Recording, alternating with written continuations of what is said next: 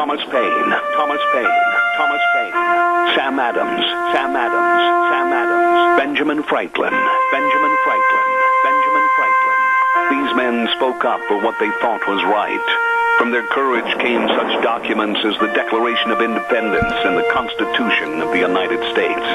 From their willingness to speak what was sometimes unpopular but right, we enjoy such liberties as freedom of speech, the right to keep and bear arms, and freedom of religion. There are those who still wish to oppress our freedoms, and there are still patriots willing to stand up and defend life, liberty, and the pursuit of happiness. Men like Zeb Bell, who honor our founding fathers and what they stood for. It's now time for Zeb at the ranch, speaking up and defending your freedoms. Brought to you by Magic Valley Les Schwab Tire Centers and all of the other great advertisers on the program. And now, Zeb Bell.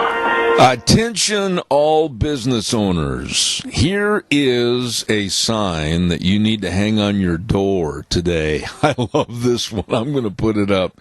Sorry, yesterday was the deadline for all complaints.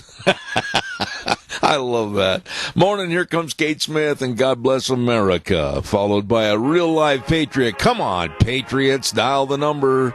Our Pledge of Allegiance coming up.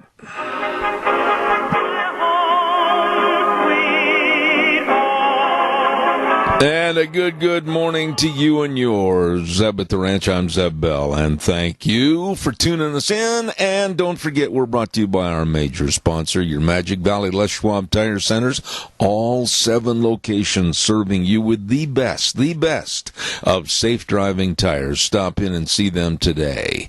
And don't forget some of our great advertisers, including Burley Physical Therapy and Rehabilitation at 1263 Bennett Avenue, Suite 2 in Burley. I was over there yesterday, helping you get back to being you. And also Greystone Crossing Independent Senior Living at 1221 21st Street in Heyburn. Seniors living the good life with friends.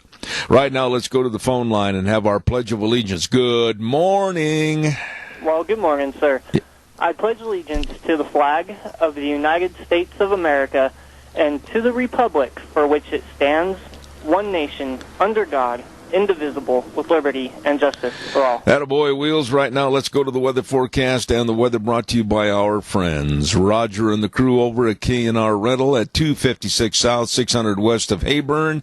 And I'm telling you, they've got everything. And you got to get things done before, I hate to say this, before the cold weather comes in.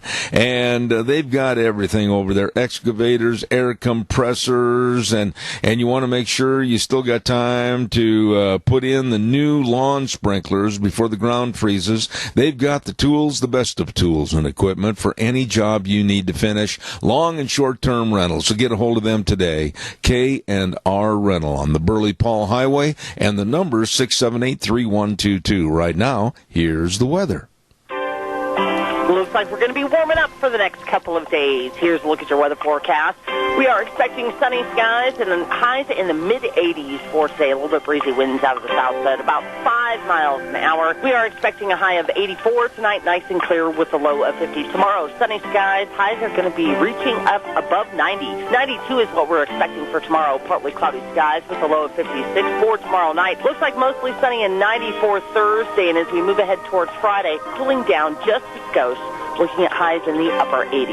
That's a look at your weather forecast for Zeb at the Ranch. Thank you, Gina, and brought to everybody by K&R Rental. They get there early in the morning and open the doors about 7 o'clock to serve you at 256 South, 600 west of Heyburn. Number to call if you're not sure what you need. They can help. They will. And that's 678-3122. K&R Rental.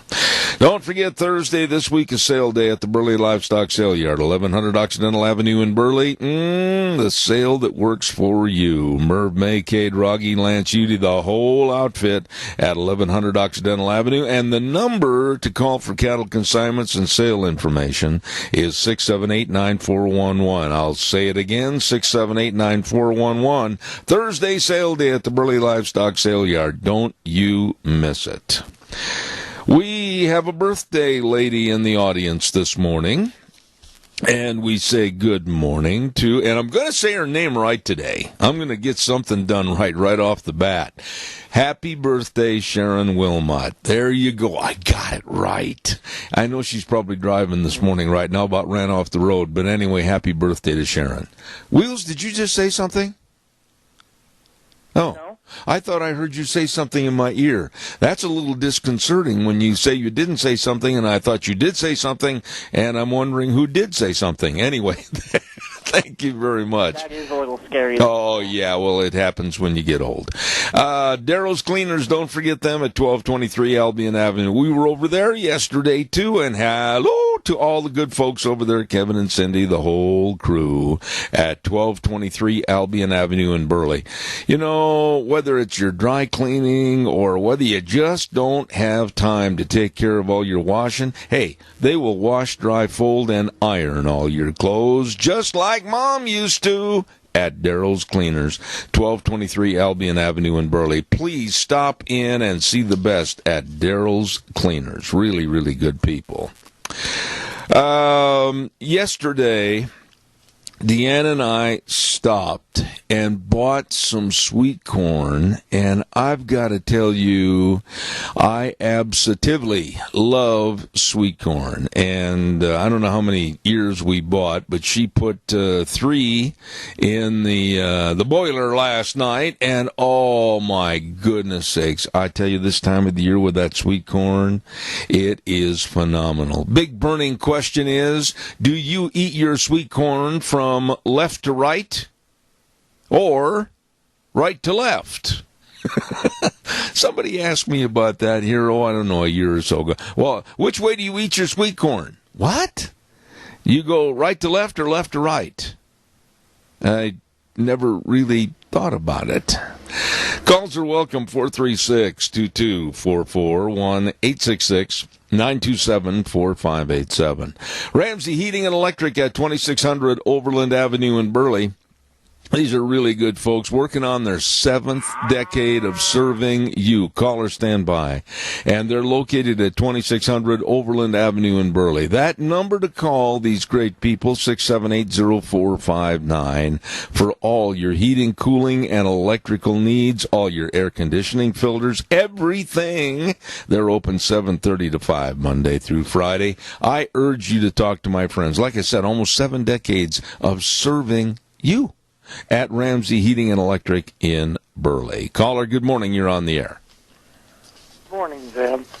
You know, the problem is with your corn deal is you're doing it all wrong. Oh? Yeah, the way I eat it is I don't chew with my upper teeth don't chew. I chew with my lower teeth, and I roll my corn in. Oh, you roll it in. Nice and smooth. Oh, you go in a circle around the cob, right? What's that? I see you go in a circle around the cob. Yes. Oh. Well, why would you want to go across? If you go across, you just got to come back. Well, I refer to it as being a typewriter. Well, I never did like typewriters. Okay. I've never heard of just rolling it around and coming back to a starting point and then going in a circle again. I never thought about that one.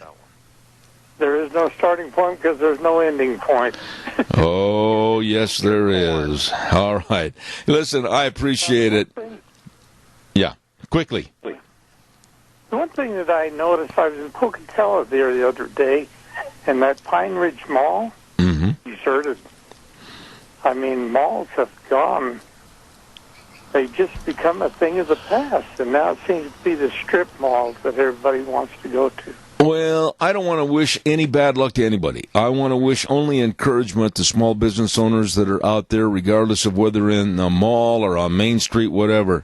They're the backbone of America, and I don't care where it is, whether it's in Pocatello, Twin Falls, I don't care where. I just want people to try to thrive in their entrepreneurship of trying to run a business. I wish all of them good luck and Godspeed. Yeah.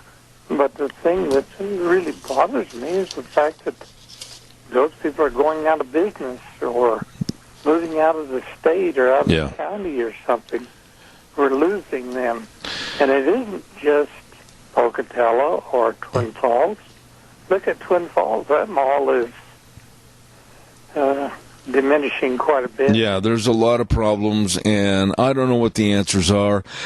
Someone a long time ago criticized me because, I made my feelings on the radio almost like I said just a moment ago. I wish everyone well. I don't care if the so-called big box businesses come in. I don't care if it's a mall. I really, really like downtown America with Main Street flourishing. I just want people that have a product and have a business, and I hope the doors need to be oiled because I hope they come right off the hinges with all the business that comes through. Zeb, your volume has went way, way down. I noticed that. Wheels, what's going on over there? It's really went way down. What happened? As far as the volume, Yes. It's okay now. Okay, well, we'll check on it, Keith. Thank you very much. I noticed it, too. Thank you very much. Appreciate it. All right. Got to run. Hey, don't forget our friends at Ramsey Heating and Electric. I just told you about them just a minute ago, didn't I? Well, I meant to say Denny's Restaurant. That's what I was heading for at 611 North Overland in Burley. And they've got so many new menu choices for you to enjoy at 611 North Overland in Burley at America's Diner, Denny's Restaurant. Whether you want a salad or whether you want breakfast anytime, all the time, or whatever you're looking for, and all the delicious desserts, I urge you to stop in and really enjoy the great food, really enjoy the nice people that are serving you, and always remember that Denny's Restaurant is the home of Zeb's Lunch Bunch. It is good. America's Diner, Denny's Restaurant. You stop in and see them today. We'll take some more calls. I want to get things started, and I'm going to be talking about our politicians in just a moment. Don't forget Ark Animal Hospital at 750 21st Street, near Connection Credit Union in Heyburn. Hello, Dr. Bill. Hello, all the staff. They're there. They're serving people already this morning, whether they're bringing in a little bitty kitty cats, puppy dogs, or they've called Dr. Bill and said, we got a whole herd of dairy cattle that need help. All right. Well, you just can depend on them because they're a mixed animal practice, large and small. They take care of them all at Ark Animal Hospital. Number to call, 678-1177. I'll repeat it, 678-1177. They do have the warm hearts for the cold noses. You give them a call today. Can you imagine? All right, I want you to play along with me a little bit on this. Can you imagine? And I want you to close your eyes in thought. Now, if you're driving, please just close one eye. Please keep your eye on the road. But can you imagine, honestly, Elizabeth Warren as our president? Think about this. She's a flake. She's a nut. Elizabeth Warren as president? It honestly gives me the cold shivers. Now, we're getting into crunch time, honestly. We're about a year away, a little better than a year away from what's going to happen in 2020. I absolutely am starting to have trepidations and a lot of worries about what dirtiness and what vileness and what contemptibility the Democrats are going to show and or do to try to take this election in 2020. Now, Elizabeth Warren, this woman, she used to be, years ago, she used to be a conservative. Yeah. And then all of a sudden, she just, flip-flop. And now she is so extreme, and I honestly can't even vision with my eyes closed, with duct tape over my eyes or whatever, her as President of the United States. Her as having meetings in the Oval Office with the dignitaries of the world. Her giving a State of the Union message. Her coming out with all of her radicalness that's going to change and destroy the concepts and culture of America. Wow. Now, the reason I say Elizabeth Warren this morning, Joe Biden is slipping. Joe Biden is slipping not only in the polls, but I think also physically and mentally, honestly. You look at Joe, and I'm not criticizing him on his health or his appearance. I'd never do that.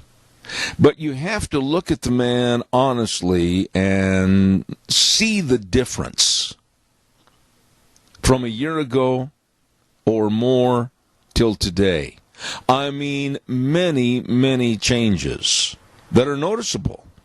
A more frail attitude, a frailness of his attitude and mentality. Now, we all make mistakes, and a lot of the media...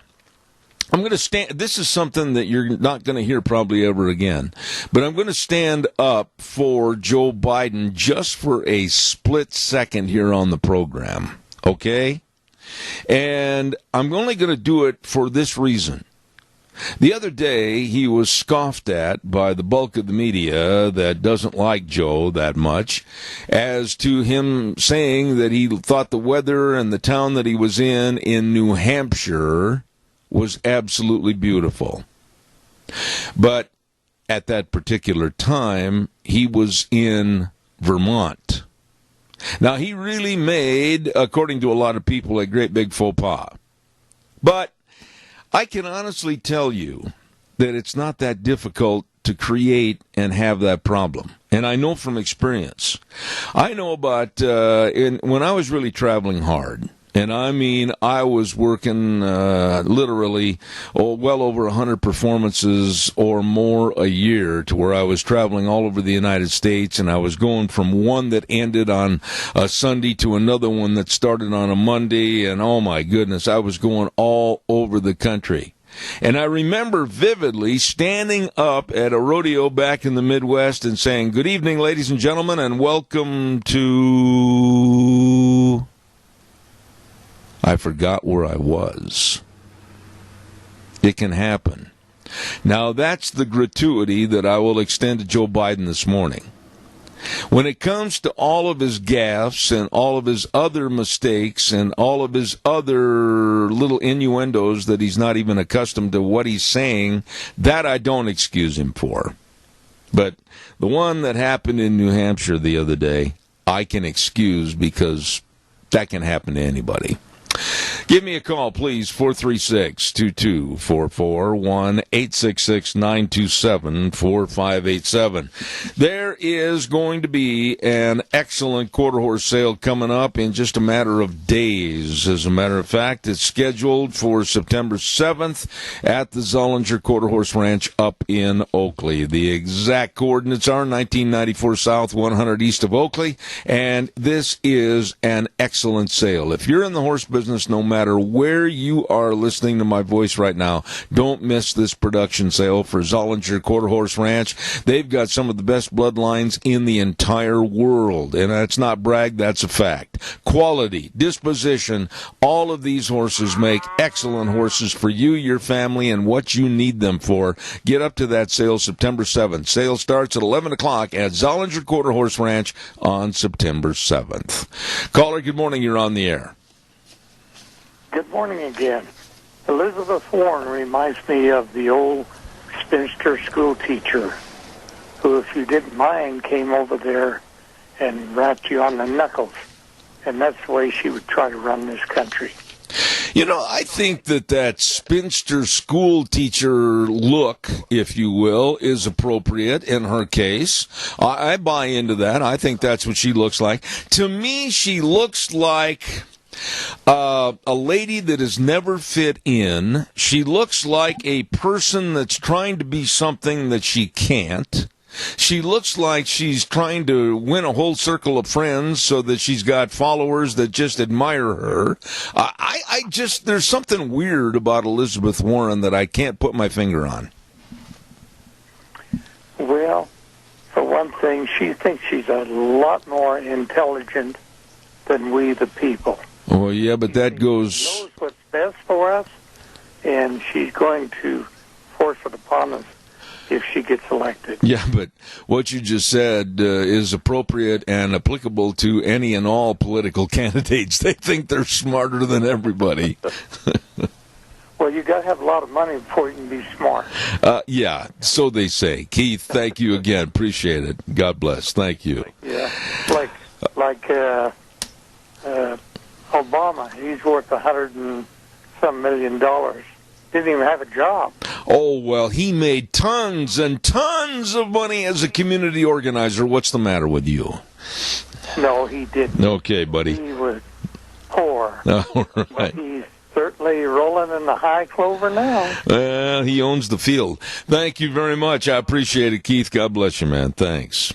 Hey, come on, callers. Give me a call, 436-2244, 1-866-927-4587. There is a woman that writes for the Washington Post, and for some strange reason, the Times News carries a lot of her editorials. I'm going to talk about her in just a minute. Caller, stand by. I'll get right to your call.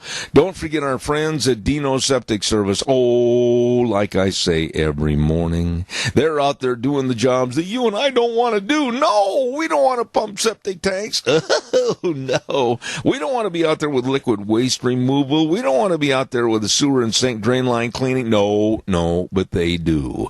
Excellent backhoe services, septic and tanks and drain fields installed. Oh, my, yes. They can help you. Absolutely. All you got to do is just call the number 436-6526 and 678-1638. As I said, fast, fair, friendly service with Dino's Septic Service. Don't put it off. Give them a call today and they'll pull in the yard with that big truck that says, smells cargo on the way. Dino's Septic Service. Caller, good morning. You're on the air. Good morning, sir. My friend. Hey, Obama buying that mansion, that oceanfront property. Yep. Well, doesn't he believe in climate change? In about 10 years, that thing's going to be underwater and it's going to be worthless. Well, I tell you what, I just happen to have here in my hot little hand a investigatory story about Obama buying this. Now, do you know how much he paid for this? $14.8 million. You're up on things, Dougie. I'm proud of you. And he bought it from Boston Celtics owner Y. Grousbeck, and the deal has not yet been completely consummated, but it's in the works. But yes, according to all these weirdos that believe that we're all going to burn up or go underwater, his new property would be, well, basically the fish would be swimming by the front door. Exactly. That's exactly it. This climate change is the biggest hoax that anybody's ever brought on the people of the world. Because look down in Florida, all these people that have invested and built these condos and hotels and stuff on the beaches, if climate change was real, they would not be building so close to the water because they're going to be underwater. You know, there are some supposedly highly educated people that believe in climate change and believe that man can control it. And, you know, right there, when I turn on the news, Doug, and I want to get your response to this, right there when I turn on the news and I listen to these people spout off about how man did this, man did that, man can change this and change that, what a bunch of phonies that have never understood the realm of God's power. Exactly. I can't go outside and cool it down any or warm it up any by changing what I do and how fast I drive. That's right. I mean, and I was listening to Rush Limbaugh yesterday, and that Sebastian Gorkin was sitting in for him. And this guy called in and wanted just damning the U.S. for all of the plastic we're dumping in the ocean and destroying the ocean. And he was having none of it. Mr. Gorka, he just started going down the list on who was the worst, and he says, why don't you get your green people over there in these countries and change theirs? Yep. The United States is down on the bottom of what trash we put in the ocean. We put very little, if any. I, for one, have reached a point, Doug, where I don't care if it's somebody locally, like former Supreme Court Judge Jim Jones, that tries to be a meteorologist at times and tells us about global warming and how we're going to burn up in a couple of years. I mean, I laugh and I scoff at these people because they don't have a very high education in regards to really knowing what's going on. Well, they may be book smart, but books are written by people that have opinions and ideas. I mean, if you're street smart and read the Bible, now the Bible was written by people that was inspired and God was telling them what to write. Well, the chapter and verse that you're referring to is holy men of God spake as they were moved by the Holy Ghost. Exactly.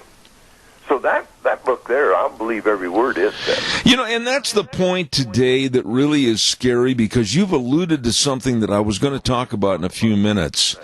But in Wheels, we got a little touch of feedback here. There's 3 categories that they are finding that are not important to the millennials today, and these really bother me. One is they don't believe in God. They don't believe in going to church. 2 is they don't believe in the patriotism to this great country, the United States of America. And 3, they don't believe in perhaps having families and children. Now, all those 3 things together, that's a pretty spooky world that they're trying to come in and take over. Exactly. That's exactly true, and that is results of the government running the education system, so the government can say, we'll teach this and we won't teach that. Absolutely. I mean, if you want to take over society, you take over the youth and brainwash them, and when they become adults, you've succeeded. Absolutely. My fear, and by the way, Wheels, I need to have more in the feed line this morning. I'm having a hard time hearing my good friend Doug, please. My fear is they say the millennials, the numbers are way down in their beliefs and their support of those categories I mentioned just a moment ago. Answer this, Doug, what kind of a society will we see? I probably won't see it. I don't know about you. You might live to be 110. But 30, 40 years from now, what kind of a society is there going to be without any faith, any belief, any holding on to something sacred for the future? Well, it'll be a lawless society. It will be a dictatorship, because there'll be a few people that are, getting rich off of everybody else and holding them under the thumb, because the kids and the youth won't be educated enough to realize, hey, this has been tried before and it failed, and this is why. So let's try this. It sounds good, because they have no history on it. Yeah, and here's something that goes along with what you just said. Now, I refuse to watch, and I'm going to classify it as garbage. I think it is garbage. The MTV Awards, with all the strutting and the ranting and the condemnation of Trump and the condemnation of this administration, the condemnation of those of us that support this administration. Well, I'm putting into this condemnation back at Taylor Swift. Taylor Swift, a young woman now that has been in the recording business for quite a few years now, has joined the ranks of trying to advocate for more special rights for the LGBT, etc., and they parade on stage and they make their demands. That kind of a sick, perverted society is what we're heading for, because nobody has any rules, nobody has any guidelines, nobody cares. Exactly, and Taylor who? Yeah. That's the way I look at it. I do not listen to anybody that in the entertainment industry, whether it be movie stars, TV, or singers, that spout their political deals, because Hollywood is full of hypocrites, drug addicts, sex addicts, and alcoholics. Yeah. And they're going to tell me how to live. But see, that's the point. they've got the forum and the power and the microphone and the TV cameras, etc., to where they can just jump into your living room, grab the minds and the thoughts of your kids and the family, and they think that they are in control. And quite frankly, a lot of people that aren't discerning enough as to what to let in their home or not, a lot of homes are buying into this. Exactly. You brainwash the youth. Got to run, Doug. Thank you very much. Appreciate it. You bet. Hey, everybody, let's do what we can for our seniors. Let's support them. Let's donate to them. If you've got an animal out there that, or if you're a dairy or a farmer and has something that you're taking to the market that's going to be turned into hamburgers, think about donating it to a senior center. Absolutely. So many people. All right. Thank you very much. Again, Wheels, you got to ride that again a little bit. I'm having a hard time hearing Doug, if you would, please. Right now, thank you very much. And right now, Barry Equipment and Rental Sales, Service, and Parts at 159 West Highway 30 in Burley with one location, 465 Addison Avenue West in Twin, and the Nampa location. When you need equipment, you're sitting there going, man, we got a big job of lifting and digging and pushing and carrying and grading and leveling and all this. You want the best. You want the Doosan wheel loaders and the excavators or all the Bobcats, and they've got them all in all the sizes. And they've got great financing programs if you're buying or lease programs. I urge you to get a hold of them today. Stop in and talk to the real professionals that know and can help you answer all your questions and get you in the equipment that's going to get the job done. Barry Equipment and Rental. Burley, Twin Falls, and Nampa. You stop in and see them today. Caller, I'll be right there. Stand by. I've got to remind everybody, too, about the great big Twin Falls County Fair coming up in just a matter of days. And, of course, the great big Magic Valley Stampede connected with that Twin Falls County Fair. It's one of the top 60 professional rodeos in the country and now part of the PRCA Pro Tour Series. What does that mean? You're going to be seeing the nation's best cowboys and cowgirls against the best buck and stock, August 29th, 30th, and 31st. This coming weekend, tickets available at www.twinfallscountyfair.com. Don't miss it. That's really prestigious. That means top of the line PRCA Pro Tour Series at the Magic Valley Stampede as part of the Twin Falls County Fair. Caller, good morning. You're on the air. Good morning, Deb. I kind of forgot what I was going to say, but I know we were talking about God in our lives and how that helps us. And I can testify to a sad thing that's happening in my life. I have two boys, and my oldest son was really active in our church, and he really did proclaim that he understood God and really wanted to be, and he's a very good boy. He's an adult now. But anyway, I have two boys, and then my youngest son, who hasn't been married, and he has a life story kind of like yours. And anyway, he is the one who really depends on God. And my oldest son has children, and he has all of the things. And my youngest son feels kind of like, he isn't sad. He didn't do everything right. But he got hit by a car, and it changed his life. And the car changed his life. And the sad thing is it's been a tough life for him. Yeah. So when we fall off of the I depend on God train, we're in trouble. And it's like I live with a divided family. My son, who's had difficulties, he's a lot like you, but he's really bright, and he really, would like to be successful, but his handicap holds him up. And anyway, and our oldest son is admired by people everywhere, and it just is so sad. And right now, my youngest son is just feeling so low. I am so afraid for him because I think he thinks there's no reason to get out of bed in the morning. Well, Hey, Chris, I honestly have a lot of empathy and sympathy for you and your situation and other people like that. All I can say is I'm not going to turn my program into where I'm going to stand up like Jimmy Swaggart and point my finger in one hand at the audience and wave the Bible in the other, but my faith means a lot to me and my beliefs mean a lot to me. And I think that the younger generation, unfortunately, they've got away from, quite frankly, the God, patriotism, and the attitude that they're not the number one thing in the world. There's something more powerful than they are. And that scares me, because anytime man or anyone thinks that they're bigger and better and the supreme being, they've lost focus on really who they are. Boy, and I understand that so much, and I think that, my youngest son, he has had to put his faith in God simply because he has so many obstacles that he has to cross. Sure. And yet right now, I think he's at the bottom of the barrel, and he feels like he can't do anything.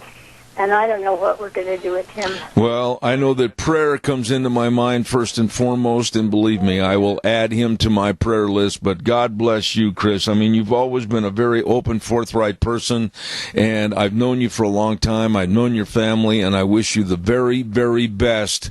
Please, God bless. Thank you so much. I really do appreciate that, because this son of mine is just pretty precious to me. There you go. So thank you, Zeb. God bless you. Thank you. Bye. Everybody out there has a problem. Everybody out there can direct their thoughts to how they want to solve the problem. But we can't run away from our problems. Good heavens, I've got problems. Everybody thinks, oh, Zeb, you got the good life, man. You got your own radio program and everything. We've got our problems, too, whether they're health problems or whatever the case might be. And if I didn't have my faith, and if I didn't have something to lean on, and believe me, I need something to lean on many, many occasions, I really don't know what I'd do. Caller, I'll be right there. Well, I'll take your call quickly, and then I'll do the weather. Real fast. Go ahead, please. Yes, I'm just going to say something real fast, and that is at the G7 summit, Trump refused to go to the climate change meetings, and they really criticized him for it, but I say bully for him. Don't you? Well, I did, and I do agree with you. I mean, there's things of importance, and there's things that are secondary, or even thirdly or fourthly or whatever. Yeah, I do, Keith. I've got to run and get the weather done, but I do salute him for putting his priorities in order there. Thank you very, very much. Calls will be welcome in just a moment. 436-2244, 1-866-927-4587. I want to remind you about our weather forecast being brought to you by Mount Harrison Audiology and Hearing Aids, and they are right behind the Minidoka Hospital, across from the emergency room. And the number to call, listen now, 312-0957. They care about your hearing health. And believe me, if you're noticing any diminishment whatsoever in your hearing, and you kind of go to something and you can't hear what the speaker's saying, or you can't hear your spouse, or you can't hear what's on TV, don't put it off. Get a hold of them today. 312-0957, Mount Harrison Audiology and Hearing Aids. Right now, here's Gina with the weather. Looks like we're going to be warming up for the next couple of days. Here's a look at your weather forecast. We are expecting sunny skies and highs in the mid-80s for today. A little bit breezy winds out of the south at about 5 miles an hour. We are expecting a high of 84 tonight, nice and clear with a low of 50. Tomorrow, sunny skies. Highs are going to be reaching up above 90. 92 is what we're expecting for tomorrow. Partly cloudy skies with a low of 56 for tomorrow night. Looks like mostly sunny and 94 Thursday. And as we move ahead towards Friday, cooling down just a skosh, looking at highs in the upper 80s. That's a look at your weather forecast for Zeb at the Ranch. I'll tell you what, at Mount Harrison Audiology and Hearing Aids, they know that hearing loss affects each person differently. Please call them for an appointment so they can help your special needs at 312-0957. That number again, 312-0957, Mount Harrison Audiology and Hearing Aids. Wheels, I'm sorry. Did we have another call waiting? I couldn't remember if you had signaled me or not. We didn't. I apologize. Thank you. I mentioned a few minutes ago, and I've got to tell you this story, that there's a woman that writes a column for the Washington Post newspaper, and it's syndicated to other newspapers around the country, and she is a very scary woman.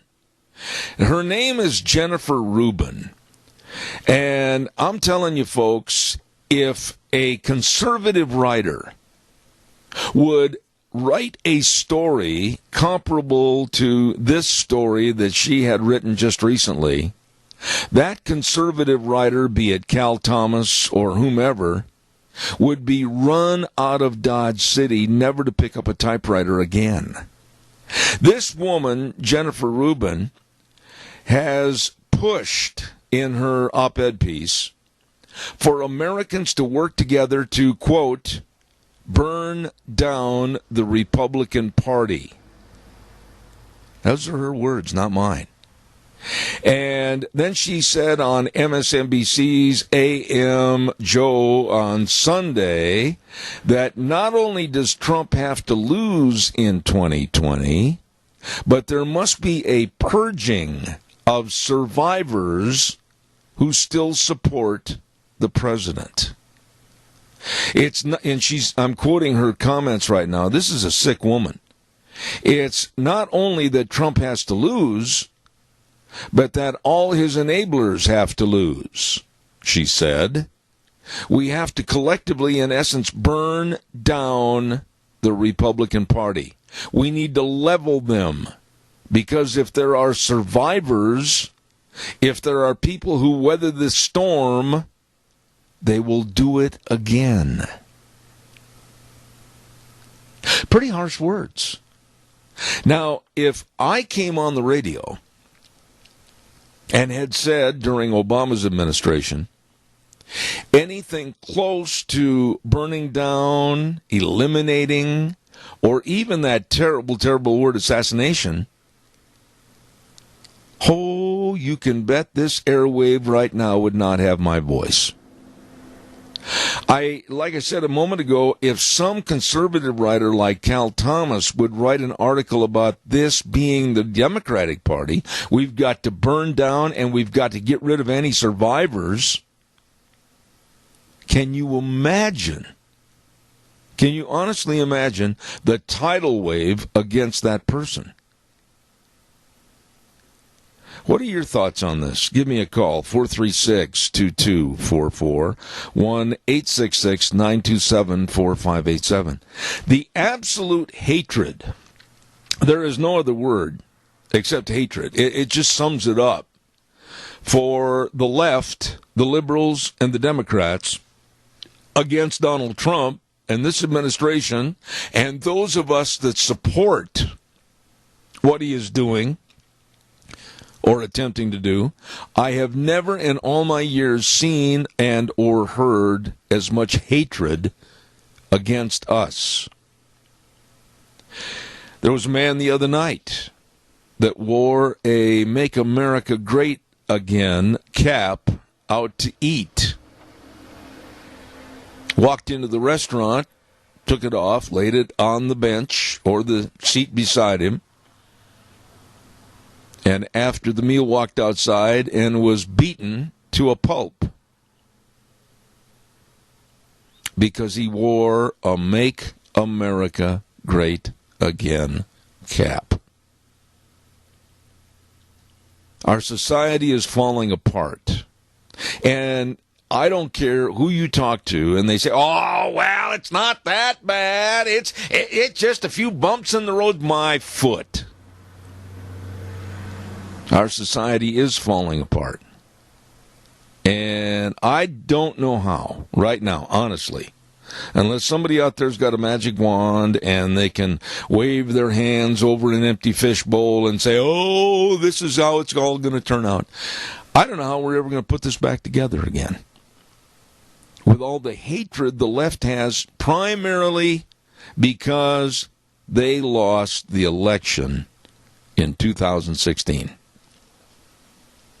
Their animus against the rest of us is overflowing.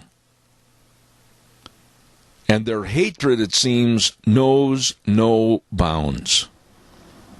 They have no decency. They have no legitimacy. And I don't think they have any character. Your thoughts, give me a call, 436-2244, 1-866-927-4587. Like to hear from you, if you would, please. Donald Trump did come back from the G7 summit, and already, early this morning, we had indications that the Asian stock markets were on a much higher movement. With the possible trade deals with Japan and also new negotiations that are supposedly going to be set up with China. So we'll see how the press and the media tries to alter or destroy this. But it does look like things are positive this morning for the stock markets. Caller, good morning. You're on the air. Good morning, Zeb. You know, if we look back during the Vietnam era when they had all those protesters in Kentucky, they called them National Guard, and about 6 of them met their makers. What we've got today is they're getting away with it. Nobody's standing up. You know, if they take a few of them out, I think that would bring that to a stop. Well, I'm not advocating the violence. I'm not advocating the hurting and or even killing of anyone, but we've got to stop the violence somehow. And I think that you stop it. You stop the Antifa. You stop the use of the baseball bats. You stop the beatings of reporters by meeting force with force. And you can't mamby-pamby these people anymore. They are taking over cities of Seattle, Portland, New York, Chicago, whatever.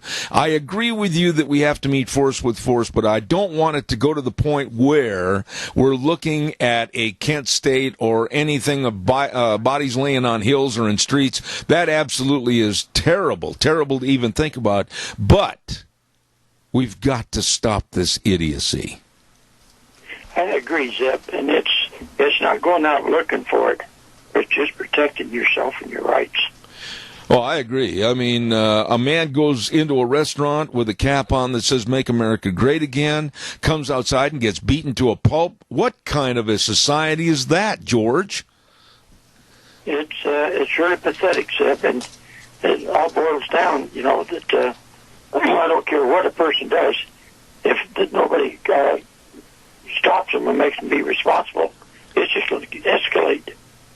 Well, I totally agree. But it also is something of a sad note in society that the media and newspapers, TV, radio, politicians, they're so weak-kneed and milquetoast they won't stand up against it. Yeah, the value of life is really depreciated. That's just until we got back into our society and self-respect and self-responsibility, it's not going to get better. Well stated, my friend. Thank you for your call. God bless you, George. I appreciate it. Thank you. Yes, sir. Have a good day. I want to mention our major sponsor, your Magic Valley Les Schwab Tire Centers, all 7 locations. Excellent people serving you with the best of tires for your cars, pickups, SUVs, horse trailers, boat trailers, camp trailers, whatever. I know a lot of folks are getting all ready for hunting season. And I'll tell you what, they're getting those pick-em-up trucks and their campers and everything ready, and they check the tires and said, we got to get into Les Schwab. Well, I'll tell you what, they've got a lot of their great tires with an instant rebate right now. You check it out. Get in there today. Check out the great brake service, front end alignment, shocks and struts and batteries. Anything and everything for your safe driving. I urge you to stop in there, please, at any one of the 7 locations. Lane and Rupert, Dave on Blue Lakes and Twin, Mike and Buell, Mike and Jerome, the Twist family in Paul, Daniel on Pole Line in Twin Falls, and Trent on Overland in Burley. Nobody better. Your Magic Valley Les Schwab Tire Centers. Absolutely the best. Here's our morning for the rest of this morning. At 9:06, we've got Dan Kish with the American Energy Alliance. We're going to be talking about the lowering of these gas prices. And then at 9:30, a very, very good friend of ours and yours, Senator Kelly Anthon's going to call in. 10:06, we've got Dr. History. And then at 10:32, my good friend Raynard Jackson from back in D.C. And that's the gist of what we've got coming up for the balance of this morning. We urge you to have a good day and leave the dial right here on Zeb at the Ranch, and we're going to turn it back over to Wheels right now. Wheels is going to go on a well-deserved vacation for a couple of days to Colorado, so have a good time, Wheels. We'll give it to you right now for the CBS News.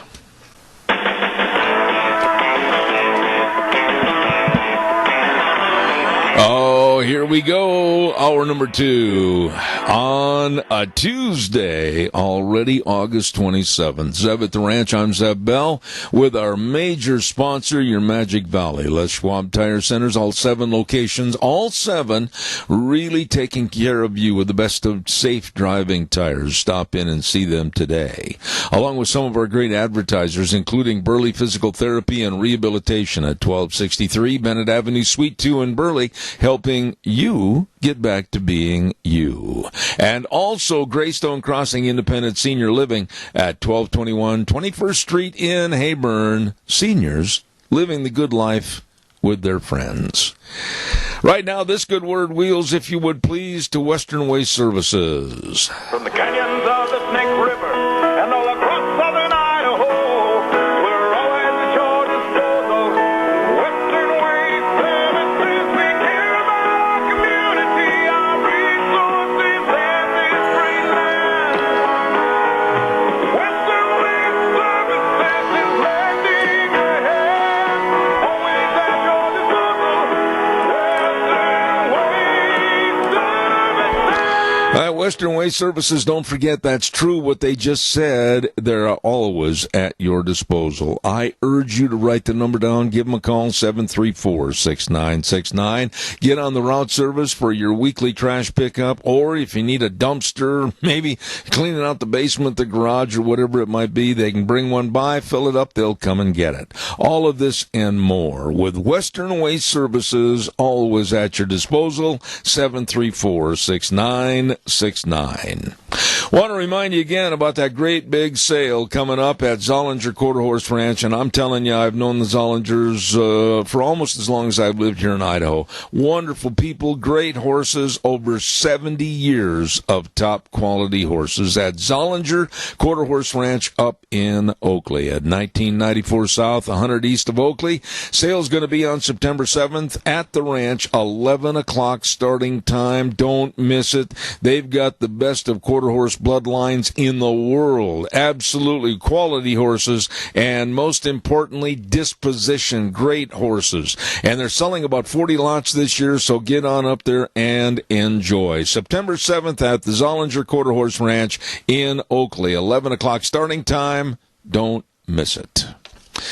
I also want to remind you about a friend of ours that has served the community and done so much to be community-oriented and helping you and your family, and that's, of course, Joel Heward and his family and his staff over at Hanson Mortuary at 710 6th Street in Rupert. Number to call, 436-5636. When there's the passing of a loved one, you want to work with people that can absolutely provide you with the best possible support and comfort, and always upholding the highest ethical standards with unquestioned integrity. Hanson Mortuary at 710 6th Street in Rupert. That number again, 436-5636. And, of course, Joel Heward also serving you and your family at Morrison Payne Funeral Home on East Main in Burley. Right now, we get a chance to talk to an old friend of ours that knows all about energy and costs and everything that's going on in the world of energy with the American Energy Alliance. Good morning, Dan Kish. How are you? Good morning, Zeb. I'm well, and I hope you are as well. I am, my friend. And We've got some feedback, and Wheels, you're going to have to really ride the game because I'm not hearing Mr. Kish hardly at all. Dan, last week I understand you were up in some of my old stomping grounds up in Michigan. Is that correct? Yes, sir. I was. And how was the fishing? Well, the fishing was very good. The weather was great. It gave me a break away from this typical D.C. hot, terrible, swampy. It is a swamp, Zeb, not just in metaphorical terms, but also in the humidity terms. So it's always great. Michigan was home for me, and although I've lived out here a long time, back seeing some family. So thanks for asking.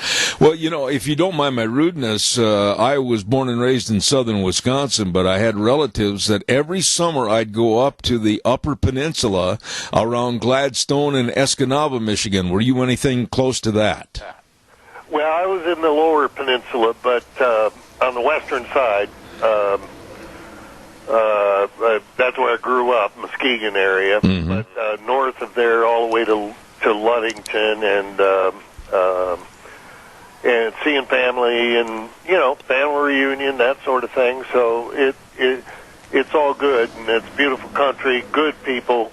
You live in one of these big cities on the East Coast, and you get back, and they're just regular folks. Absolutely. Dan, we are seeing right now, and I don't know how long it's going to last. You'd have more of a crystal ball on that than I would. But we're seeing gas and diesel prices tumbling to the point where now it can be affordable. Now a person can sock some little extra money for travel and maybe a motel room, getting away with the family, late summer trip or whatever.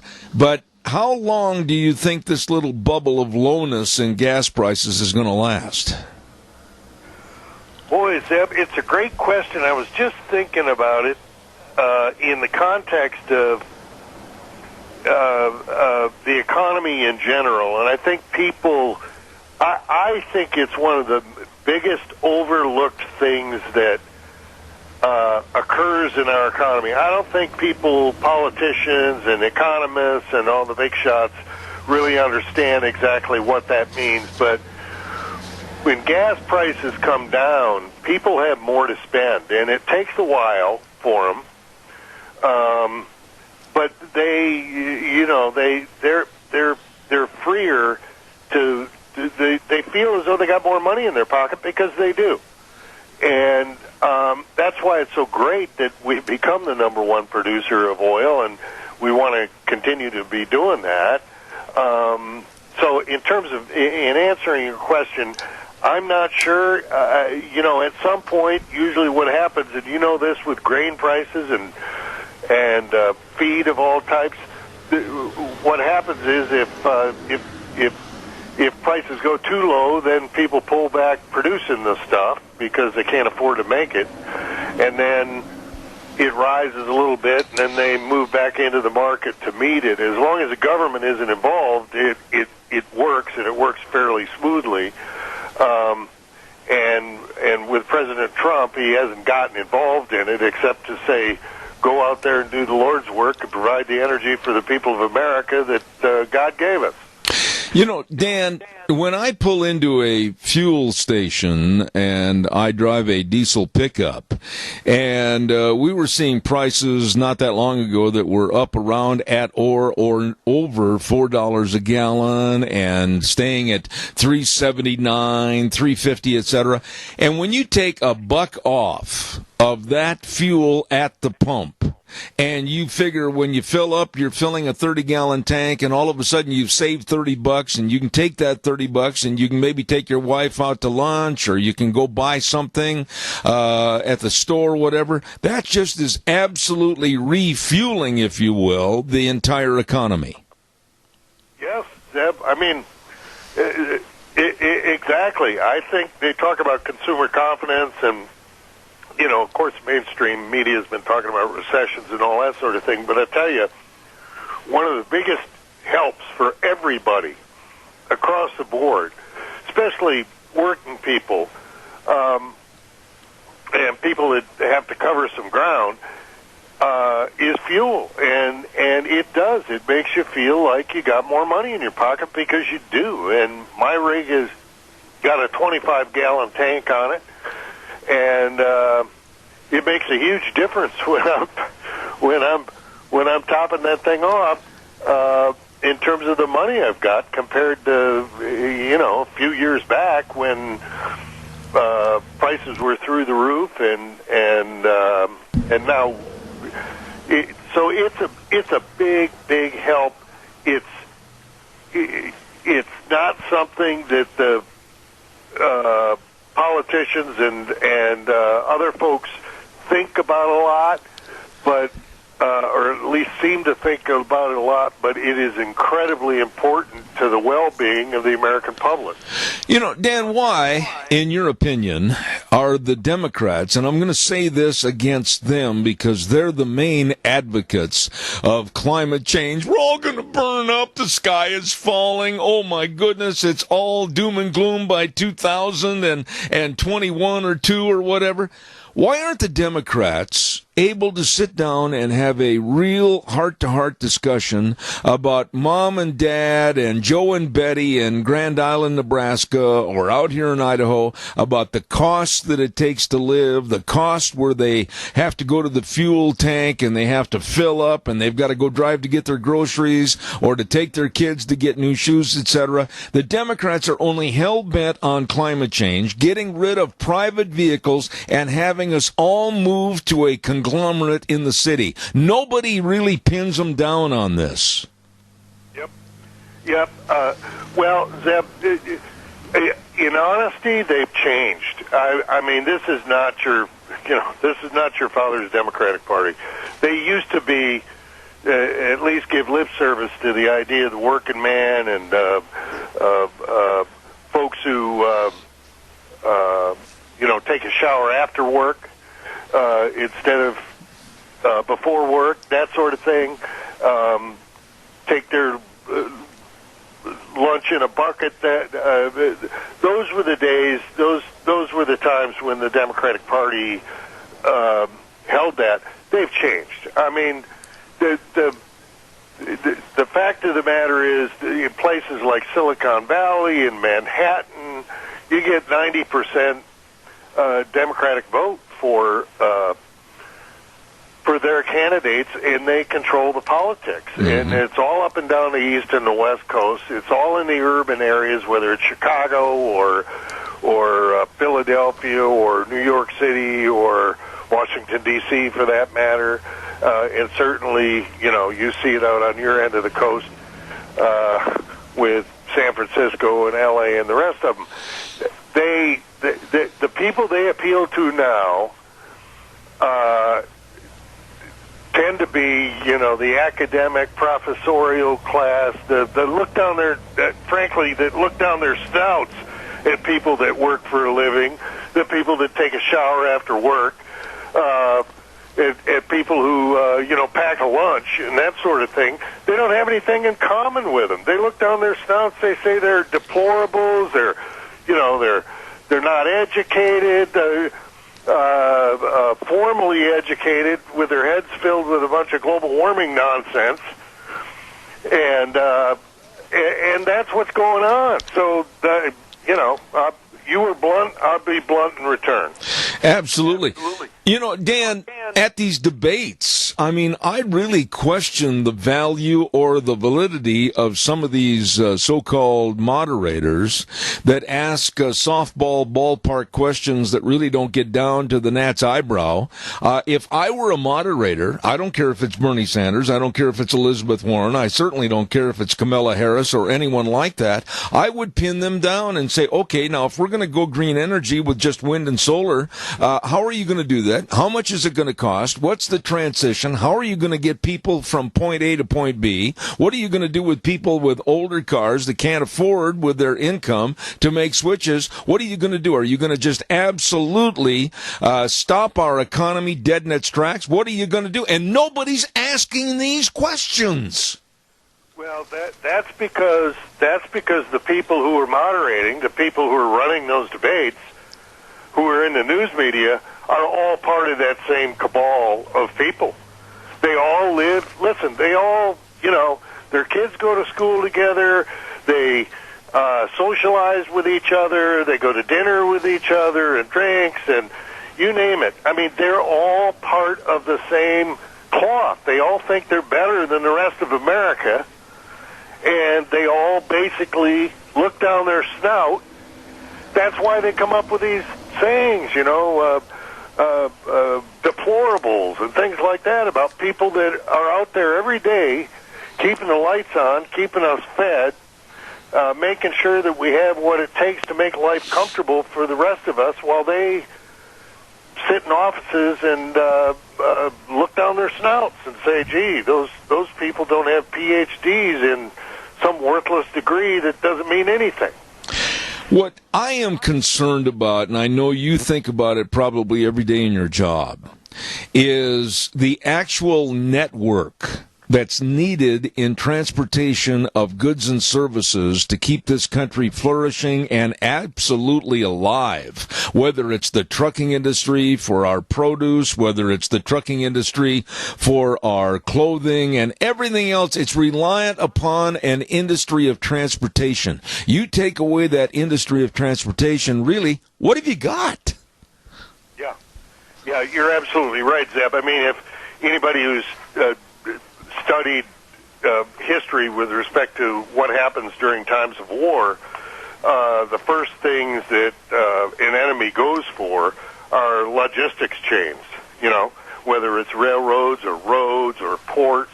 You shut those things off because all of those things flowing make everything else possible. And if you can make things tough on people by shutting down the logistics chains, and that's exactly what they're talking about, not just shutting them down, but replacing them with something else that doesn't even exist. And they just say it willy-nilly as though it's going to happen. This is belief in unicorns or something. And I don't know. I think there's a lot of common sense in the American public out there. I really do. I know it doesn't seem like it if you watch the news and all the rest. But deep down inside, I think most people know and understand that that the sorts of things that they're talking about are just they're crazy. They're mythological in many cases. What do you do, Dan, and pardon my interruption, I thought you were finished, but what do you do on a daily basis with the controlling interests that you work with to get the point out to the general public about energy and what they should know and what they should do? I mean, what do you, Dan Kish, do every day with the energy business? Yeah. Well, what we try to do is supply information to people that are in the business of making decisions. On a policy level, the politicians. Listen, Zeb, I have no doubt in my mind, from where I sit, I have no doubt about the stick-to-itiveness or the ability to get the job done of the American public that's out there in the energy-producing business. They're going to do it. The biggest problem we have with energy has nothing to do with the physical shortage of energy supplies or anything else. It has to do with the politicians and the policymakers. And so what we try to do is reinforce facts that we see that come out of these discussions. So that, for example, when they talk about replacing all these things, we point out that, well, gee, where are you going to get all the minerals for the batteries? You won't let anybody mine in this country either. So does that mean we'll just become 90% dependent on China for our solar panels? Because that's where we're getting them now. And that sort of thing, it helps. And it changes from administration. Believe me, during the Obama administration, when everything they did on energy was wrong, basically, and dedicated to the same sort of nonsense that they're pushing now, the presidential candidates are pushing now, it was it was different because we were given daily opportunities to push back against bad energy policies that are being made by people who know nothing about energy who live in Washington. So that's kind of what we try to do. We make fun of them from time to time.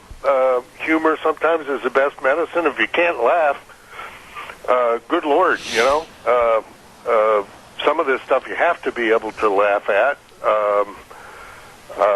And much of what they say is laughable, so that gives us an opportunity. It has to be extremely frustrating on behalf of what you do and what you're trying to accomplish. To look at some of these politicians after you've addressed a question to them about what are you going to do to replace this, and you see a vacant stare where the light's on upstairs but nobody's home. I mean, what do you tell them? Yeah, well, they don't care. I mean, Zeb, it's hard to believe. I know it's hard to believe, but the truth of the matter is many of these politicians don't care. They just want they want the satisfaction of having the crowd cheer when they say something that the crowd wants to hear. We'll just have world peace from now on. Everybody gets free this. Energy will just be free. I mean, Bernie Sanders the other day was talking about his energy plan and said that after 2025 there won't be any electrical bills because it'll all be free. Mm-hmm. Because it'll all be renewable energy. And of course, I mean, it's just laughable. But these are the sorts of things that so they don't care. All they care about is convincing somebody to vote for them so they can get in power and do what they really want to do. And that's the thing we always have to guard against. It's that, people have been trying to pull people's pants down in politics for hundreds and thousands of years. And when they succeed, usually those countries go into, they start to recede, people's lives get worse, terrible things happen to them. When people keep their wits about them, you keep your head above your and sort of limit the government from doing bad things. It makes a huge difference in what's happened in history. That's why we're blessed by God to live in this country where we did put a fence around the government, and at least for a while it helped. Amen. I'll tell you, Dan, every Tuesday I look forward to visiting with you, and you've got a great common sense approach to what's going on. I thank you very much. Dan Kish with the American Energy Alliance. God bless you, my dear friend. See you next Tuesday. I appreciate it. Thank you, Zeb. God bless. All right, take care. Dan Kish, just a really straight shooter about energy right here in this great United States. Hey, I got to pay some bills. It's time to tell you about our dear friends over at Burley Physical Therapy and Rehabilitation. I was there yesterday. I had my appointment. You better believe it. And it's working for me. It can work for you. Absolutely. Pardon me. You might be recouping from a accident or a surgery or whatever. I urge you to get a hold of them today. Let them help with their physical therapists that are absolutely excellent. Headed up by Nick Greenwell, and they're located at 1263 Bennett Avenue, Suite 2 in Burley. Burley Physical Therapy and Rehabilitation, the number to call and find out more. Make an appointment, 678-1191. That number again, 678-1191. And they're the only ones that have a hydrotherapy pool. Oh my goodness, that is excellent. Burley Physical Therapy and Rehabilitation. You call them 678-1191 today. Want to also give you a heads up about, time is waning. Yes, you'd better hurry up. What do you mean time is waning? Well, you've been outside all summer, and now pretty quick, you're going to be inside. Yeah, the football games and everything else for this fall. Oh, you haven't taken care of the new carpet. Oh, you haven't put the new furniture in there. Oh, you haven't taken care of putting in the luxury vinyl planks. Oh, comfortization, beautification of your home, and you're going to be in there all fall and winter, you better hurry into Lee's Furniture, Floors, and More at 459 Overland in Burley. Absolutely. Jeff and the entire staff right there at Lee's Furniture, Floors, and More, they can help you. I mean, they've got some super carpet buys, and believe me, you talk about carpet, they got rolls and rolls and rolls and rolls of all the carpet, and they've got all the furniture, all the bedroom furniture, all the mattresses, everything for you at Lee's Furniture, Floors, and More, 459 Overland in Burley. Oh, my goodness sakes. I also want to remind you quickly about our friends over at Let's Ride. Hello, get your motor running. Vroom, vroom, vroom. Head for the hills, I'll tell you what. I want to remind you, too, that right now, the 2020 models are coming into Let's Ride at 270 Highway 24 between Rupert and the World. That means that you can save money on the 2019 models. Oh, boy, you better get over and check out the side-by-sides and all the four-wheelers, and they've got all the accessories, too. And listen, let me tell you, they've got a super service department second to none. They are good. They're open Monday through Friday, 9 to 6, Saturdays 9 to 4. I urge you to stop over to Let's Ride, 270 Highway 24 between Rupert and the World, where the fun is sold. Let's go to the phone line, and I do not say this just lightly. I mean this because this man has been a friend of this program. He's done a lot of things for you, a lot of things for me and other people. Great state senator. Good morning, Senator Kelly Anthon. How are you? Good morning, Zeb. Thanks for letting me be on with you today. Well, it is my pleasure to have you on the program. I guess the first thing I'd like to ask is what's going on in your world during the summertime? Well, we just finished up with sheep. Well, we're not quite finished up. We still have some sheep. But my kids like to raise sheep. I have a daughter in particular that has taken a fancy to breeding and raising show lambs. And so we've been doing a lot of that this summer. I just finished with the Caddo County Fair, and I guess I probably ought to take the opportunity to thank everybody who participated in that. That's a big deal for our community. And I'm going to have to interrupt you right there, Kelly, and tell Wheels he's got to boost you. We are not getting anything on my side. So, Wheels, you've got to ride that gain. Thank you. Pardon my interruption. Go ahead, please. Oh, no, you're fine, Zeb. No, I was just going to say, isn't it amazing how much money flows through that Caddo County 4-H and FFA livestock auction? And so thank you to all those people who support that. That is a game changer for a lot of kids, both in what they learn, and also with the money that my kids earn doing that goes to college. So it's an important program, and it's very much appreciated. I've never really envisioned you as Kelly Anthon sheep herder. Well, I wouldn't say that about myself, but I will say this. I am kind of proud of my kids doing it. My family has raised sheep in one form or another in Caddo County and in Idaho, but particularly in Caddo County for 5 generations. We've had sheep in our lives. Back in the day, of course, if you raised sugar beets, you had a herd of sheep to eat the greens when we harvested. But Zeb, I'm not upset to see us have a little less time spent with sheep getting through the Caddo County Fair. I understand. Kelly, I've got quite a few subjects I wanted to touch on this morning, and the first one I'd like to mention to you, it looks like it's a very divisive issue, and I'd like to kind of have you lay it out in black and white and really what's going on with the initiative process here in the state of Idaho. It seems like it's causing a lot of discussion and dissension. Well, it is going to be a very important and hot topic. I think that as Idahoans, it's time for us, and it has been time for us, to really look at how the initiative process plays out in the making of laws in the state of Idaho. Just kind of a background, the Idaho Constitution has enshrined and reserved for the people of Idaho the right, if you want to see a law passed, to put that on the ballot and to get voters to vote on it, and then to have that become law. So we saw that in our last election on 2 counts. One was the Medicaid expansion ballot measure. The other was what we kind of called horse racing ballot measure.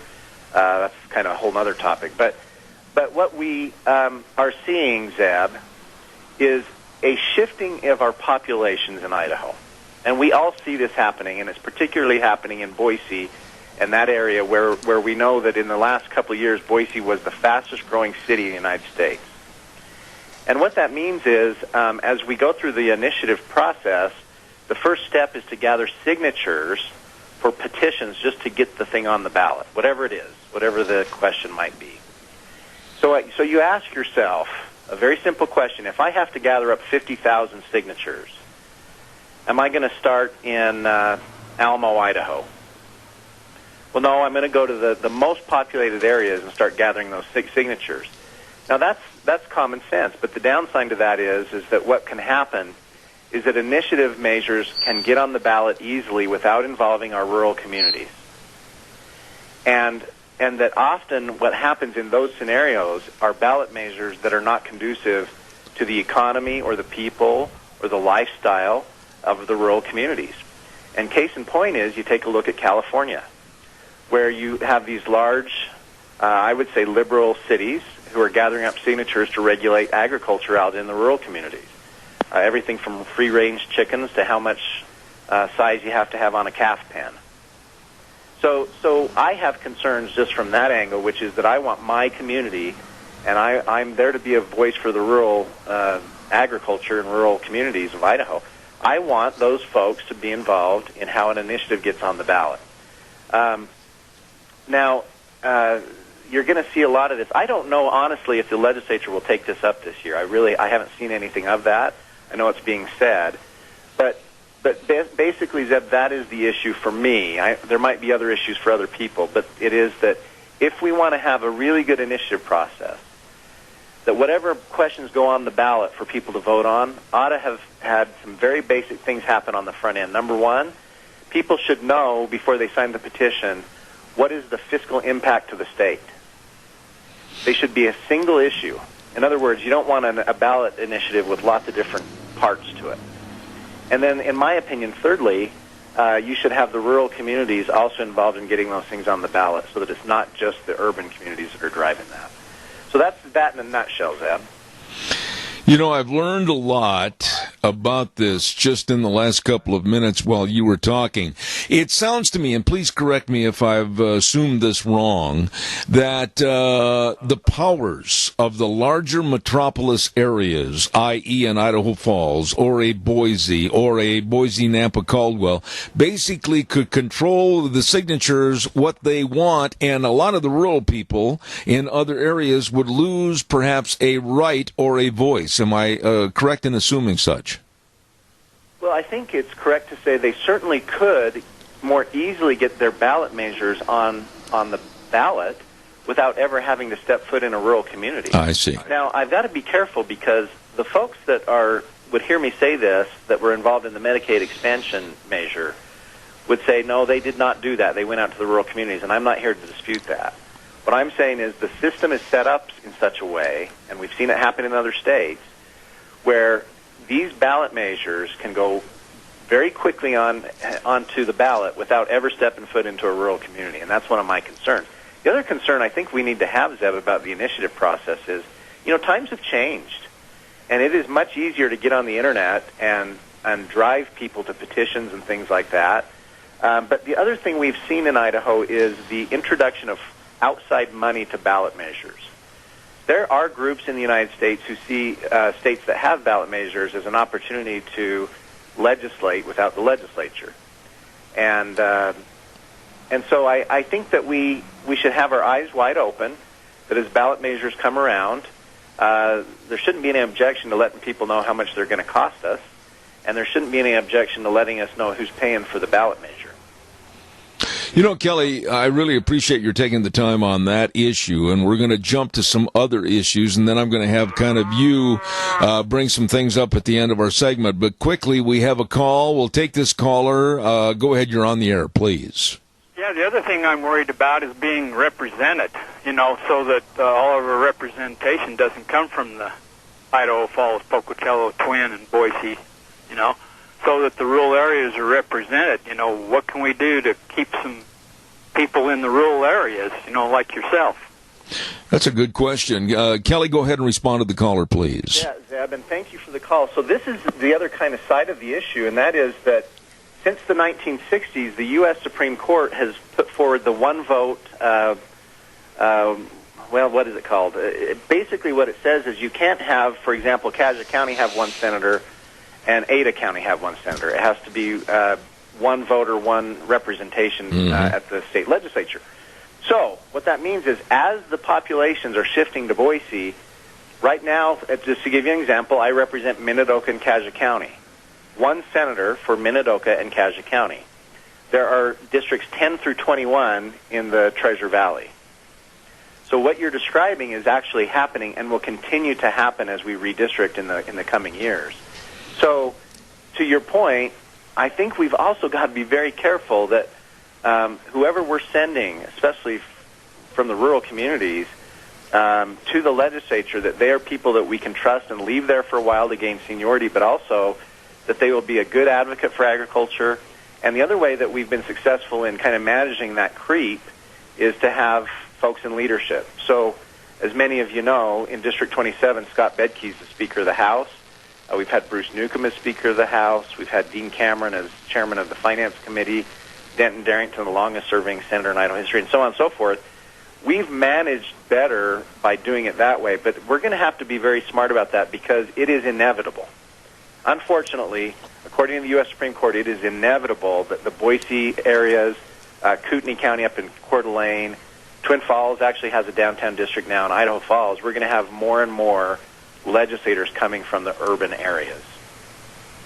Is there a way, or is there any study that this problem can be met head-on so that the people in the rural areas are still going to maintain in the future a voice, or is this going to be kind of a snowplow effect that they're going to just go right over them? Well, certainly if I have anything to do with it, it won't. And I think that it won't in Idaho, at least in any near term, because Idaho's agricultural economy is a powerhouse. And when you look at the state's economy, I don't care whether you're from Boise or where you're from, there's got to be an acceptance that without the agricultural economy in Idaho, we'd be in a lot of trouble. So right now we sit in a place where I think our legislators recognize that. But you also have to understand that Idaho has some unique regions, and southern Idaho certainly is unique in terms of, for example, some of the concerns we have about water. You go into other districts in the north, you go into other districts around the state where they are not dealing with, how we share water. And I think, to your point, Zeb, I think what we've got to do is always be vigilant about the education piece. We've got to let people know why these things are so critical to Idaho and why they're so critical to southern Idaho and the economy. I've got a lot of questions, and I've got limited time. What I'm going to do is do a weather forecast really fast, Kelly. Bear with me, and we'll be right back with Senator Kelly Anthon. Our weather this hour brought to you by Phillips Oaks, Goodwin, Crane, and Company, and they've been providing accounting services to the Mini-Cassia area for well over 50 years, serving you, your family, and your business with the best of tax return preparation, tax planning, bookkeeping services, retirement planning, all of this and more, with offices in Burley and Rupert. Phillips Oaks, Goodwin, Crane, and Company. And right now, here's Gina with the weather. Looks like we're going to be warming up for the next couple of days. Here's a look at your weather forecast. We are expecting sunny skies and highs in the mid-80s for today. A little bit breezy winds out of the south at about 5 miles an hour. We are expecting a high of 84 tonight, nice and clear with a low of 50. Tomorrow, sunny skies. Highs are going to be reaching up above 90. 92 is what we're expecting for tomorrow. Partly cloudy skies with a low of 56 for tomorrow night. Looks like mostly sunny and 90 for Thursday. And as we move ahead towards Friday, cooling down just a skosh.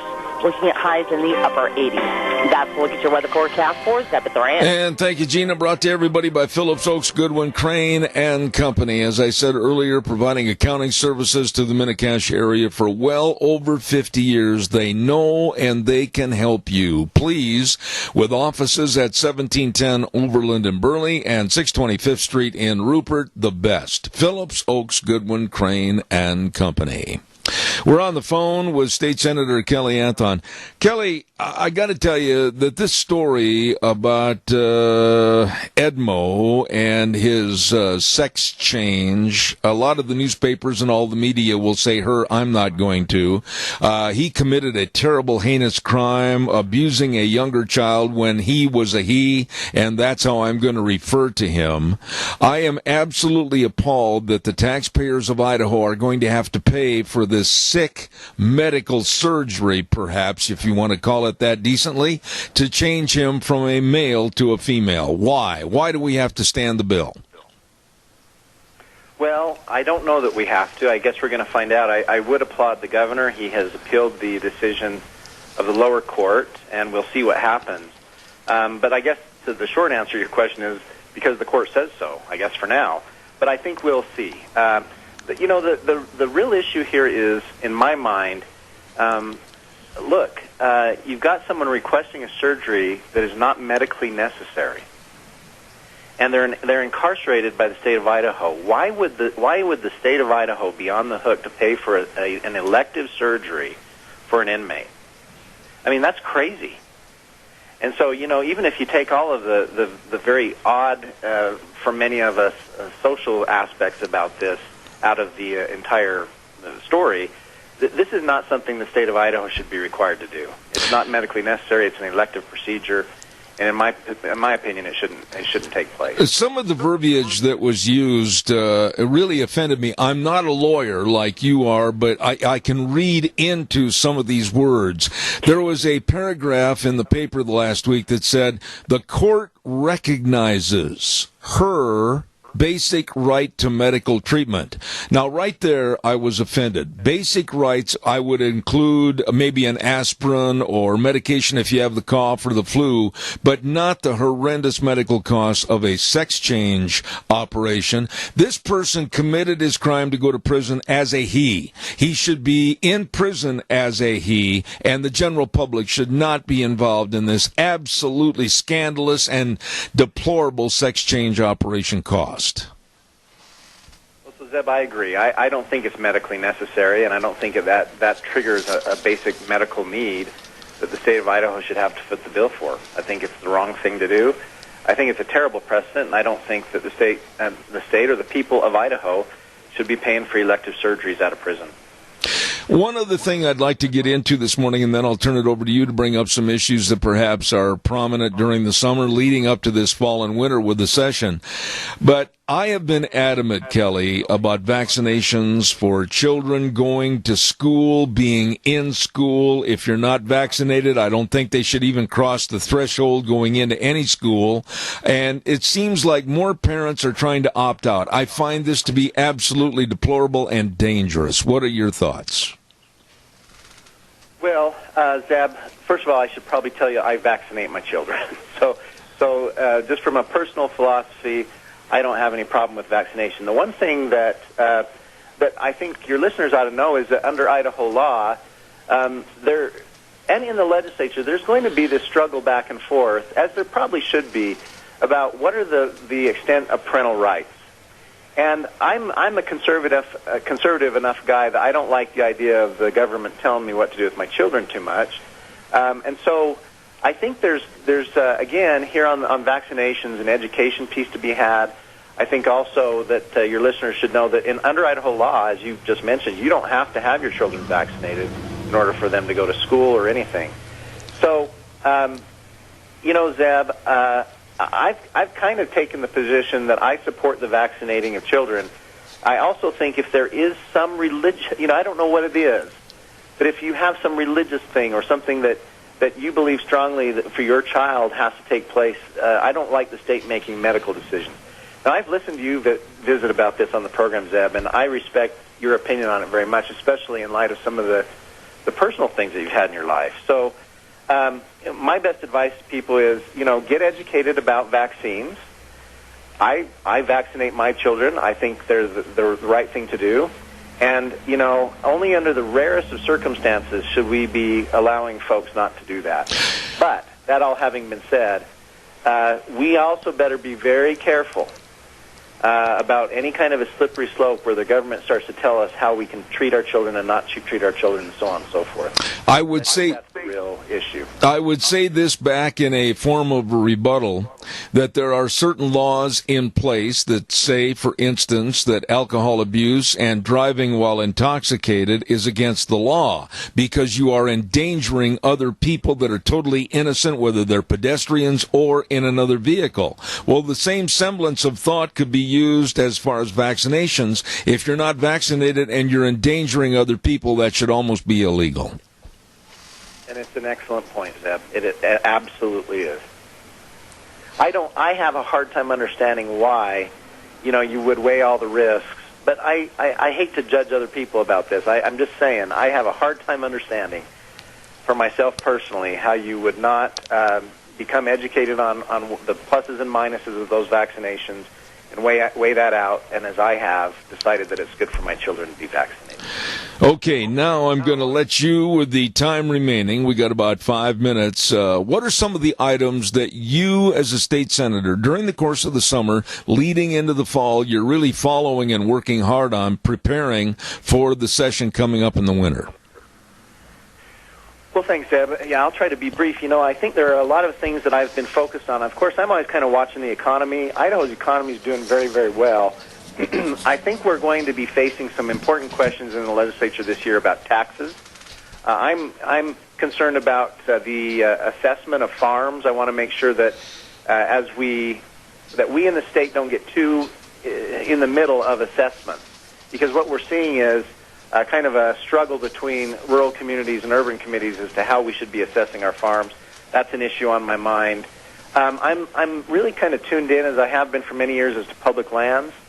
I would like to make sure that our people in Idaho have continued access to public lands, and that kind of leads also into fish and game issues, which is I know there are going to be some regulatory talks about who ought to be getting hunting tags, as an example. I'm in favor of making sure that Idahoans get kind of first dibs and best dibs on the ability to hunt on our public lands, as we're the taxpayers here. Generally speaking, I think that your listeners ought to know that there is a historic thing happening in Boise, and it is a kind of complete rethink of regulation in the state of Idaho.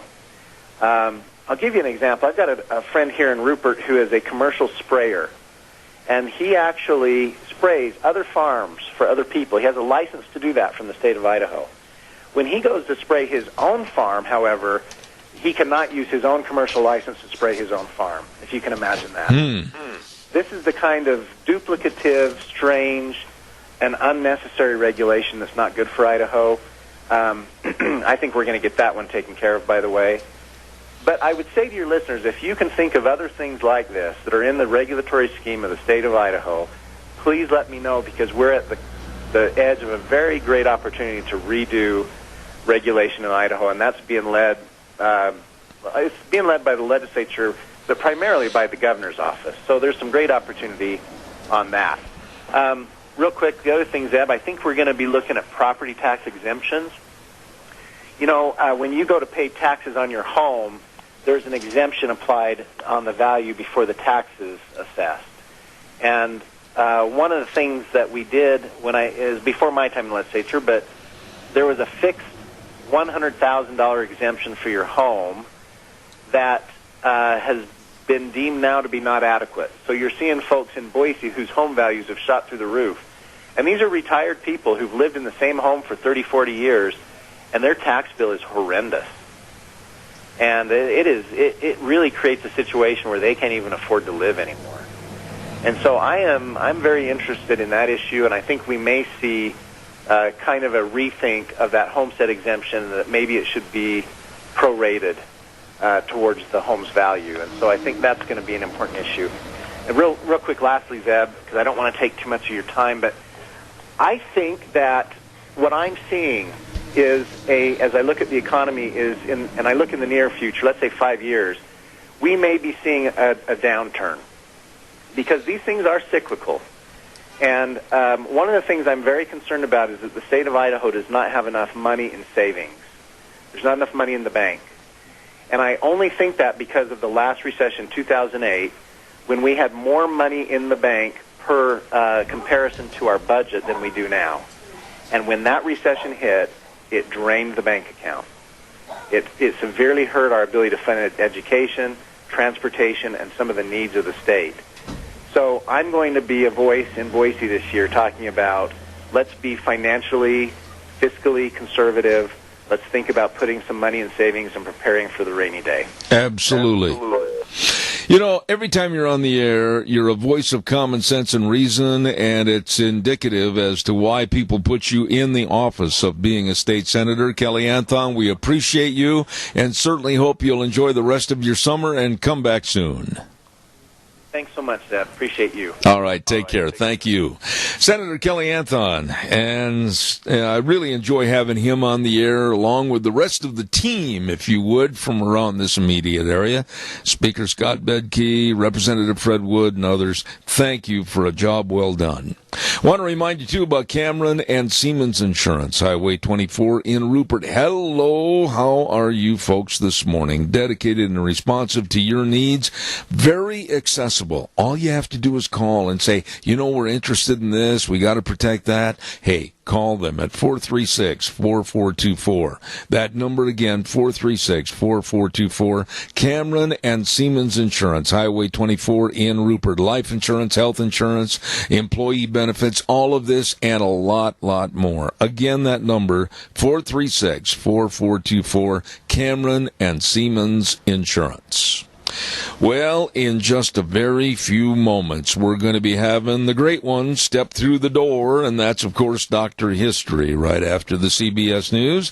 And then don't forget, too, at 10:30 this morning, we've got Raynard Jackson from back in Washington, D.C., and Raynard really is a voice of reason and common sense. We're looking forward to having him on the air. Real quick reminder that the 4th Annual Patriotic Show and Shine is going to be in Rupert on Patriots Day, Friday, September 13th, and the car show Saturday, September 14th. Don't miss this. For more information, contact our dear friend George Mass, and he can give you all the particulars. Standing for the red, white, and blue coming up in September. Right now, let's go to the CBS News. I'll be right back in about 7 minutes.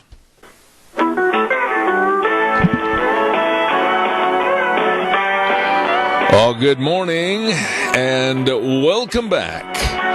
Zeb at the Ranch, and we're glad to have you with us on this Tuesday, August 27th, and, of course, brought to you by our major sponsor, your Magic Valley, Les Schwab Tire Centers, all 7 locations, serving you with the best of safe driving tires for all your vehicles. You stop in and see them today, along with some of our great advertisers, and they include Burley Physical Therapy and Rehabilitation at 1263 Bennett Avenue, Suite 2 in Burley, helping you get back to being you. And also Greystone Crossing Independent Senior Living at 1221 21st Street in Hayburn. Seniors living the good life with friends. Want to remind you, too, right there on East Main in Burley, some wonderful, wonderful people that are a part of your electronic headquarters. Need a new TV? They've got them at Patterson's, 421 East Main in Burley. All the Samsung, Sony, Toshiba, LG TVs, great selection. Don't forget, too, they've got the home theater systems, video surveillance cameras. Really important regardless of where you live, in the city or out in the country. Car stereos and speakers, all of this and so much more with people that really care. They're open Monday through Saturday, 9 to 6. Patterson's at 421 East Main in Burley. The telephone number, 678-6997. Also, quickly, I want to remind you again, Magic Valley Stampede comes to the Twin Falls County Fair and Rodeo this weekend. Don't forget the Magic Valley Stampede, one of the top 60 professional rodeos in the country, and now a part of the prestigious PRCA Pro Tour Series. You're going to be seeing the nation's best cowboys and cowgirls against the best of buck and stock right there at the Twin Falls County Fairgrounds for the Magic Valley Stampede, August 29th, 30th, and 31st. Tickets available right now at www.twinfallscountyfair.com. Don't forget the Magic Valley Stampede at the Twin Falls County Fair. Well, look who meandered. I love that word, meandered, into the studio. Hello, Mr. Meanderer. Good morning, How Zeb. are you? I'm good. Dr. History. It's a good day, sun shining, yeah. You know what? Really, even if it's supposed to get back up into the 90s or so tomorrow, there is a real strong hint of fall. You know, you get out there about 8 or 9 o'clock at night. Oh, yeah. You can start to feel it a little. Oh, yeah. And then football season. Of course, for those of us that get up early in the morning, some like you don't, you'll really notice it. That's right. That's right. What are we going to talk about We are today? going to talk about a tunnel of gold. Oh, really? A lost treasure and the story behind this whole thing. And so we'll start off. 1849. Oh, that was the year that you graduated from high school. That's It's very right. important Yes. to you. Several years before you, or after you. Summer of 1849. So here we have a guy by the name of Buck Rogers. Okay? Really? Buck, well, parentheses around Buck. He was called Buck Rogers. Okay. So he arrived in Denver, Colorado with 30 men from Illinois. They were headed for the California goldfields. Well, somewhere between 100 and 150 miles west of what they call the Cherry Creek diggings, they camped overnight on a small stream, and some of them, as they always did, they went and panned for gold while they were waiting for supper. They found gold, and Rogers and 5 of the party decided to stay on the creek.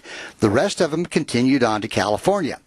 Now, the source of the gold was traced to a gulch where a thin vein in a ledge yielded nuggets from from this conglomerate, kind of a mud rock conglomerate, but they had nuggets. So the men tunneled under a mountain slope. They followed the paved vein, which widened for the next 100 feet. So now you got a 100-foot long tunnel, all right?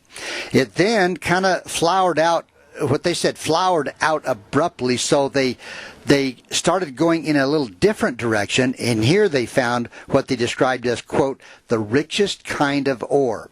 And as it was later described by Rogers, he said as fast as the gold was recovered, it was stored in the main tunnel. Oh, my. They didn't even have time to take it out. They were just piling it up in the tunnel. There was that much of it? Yeah.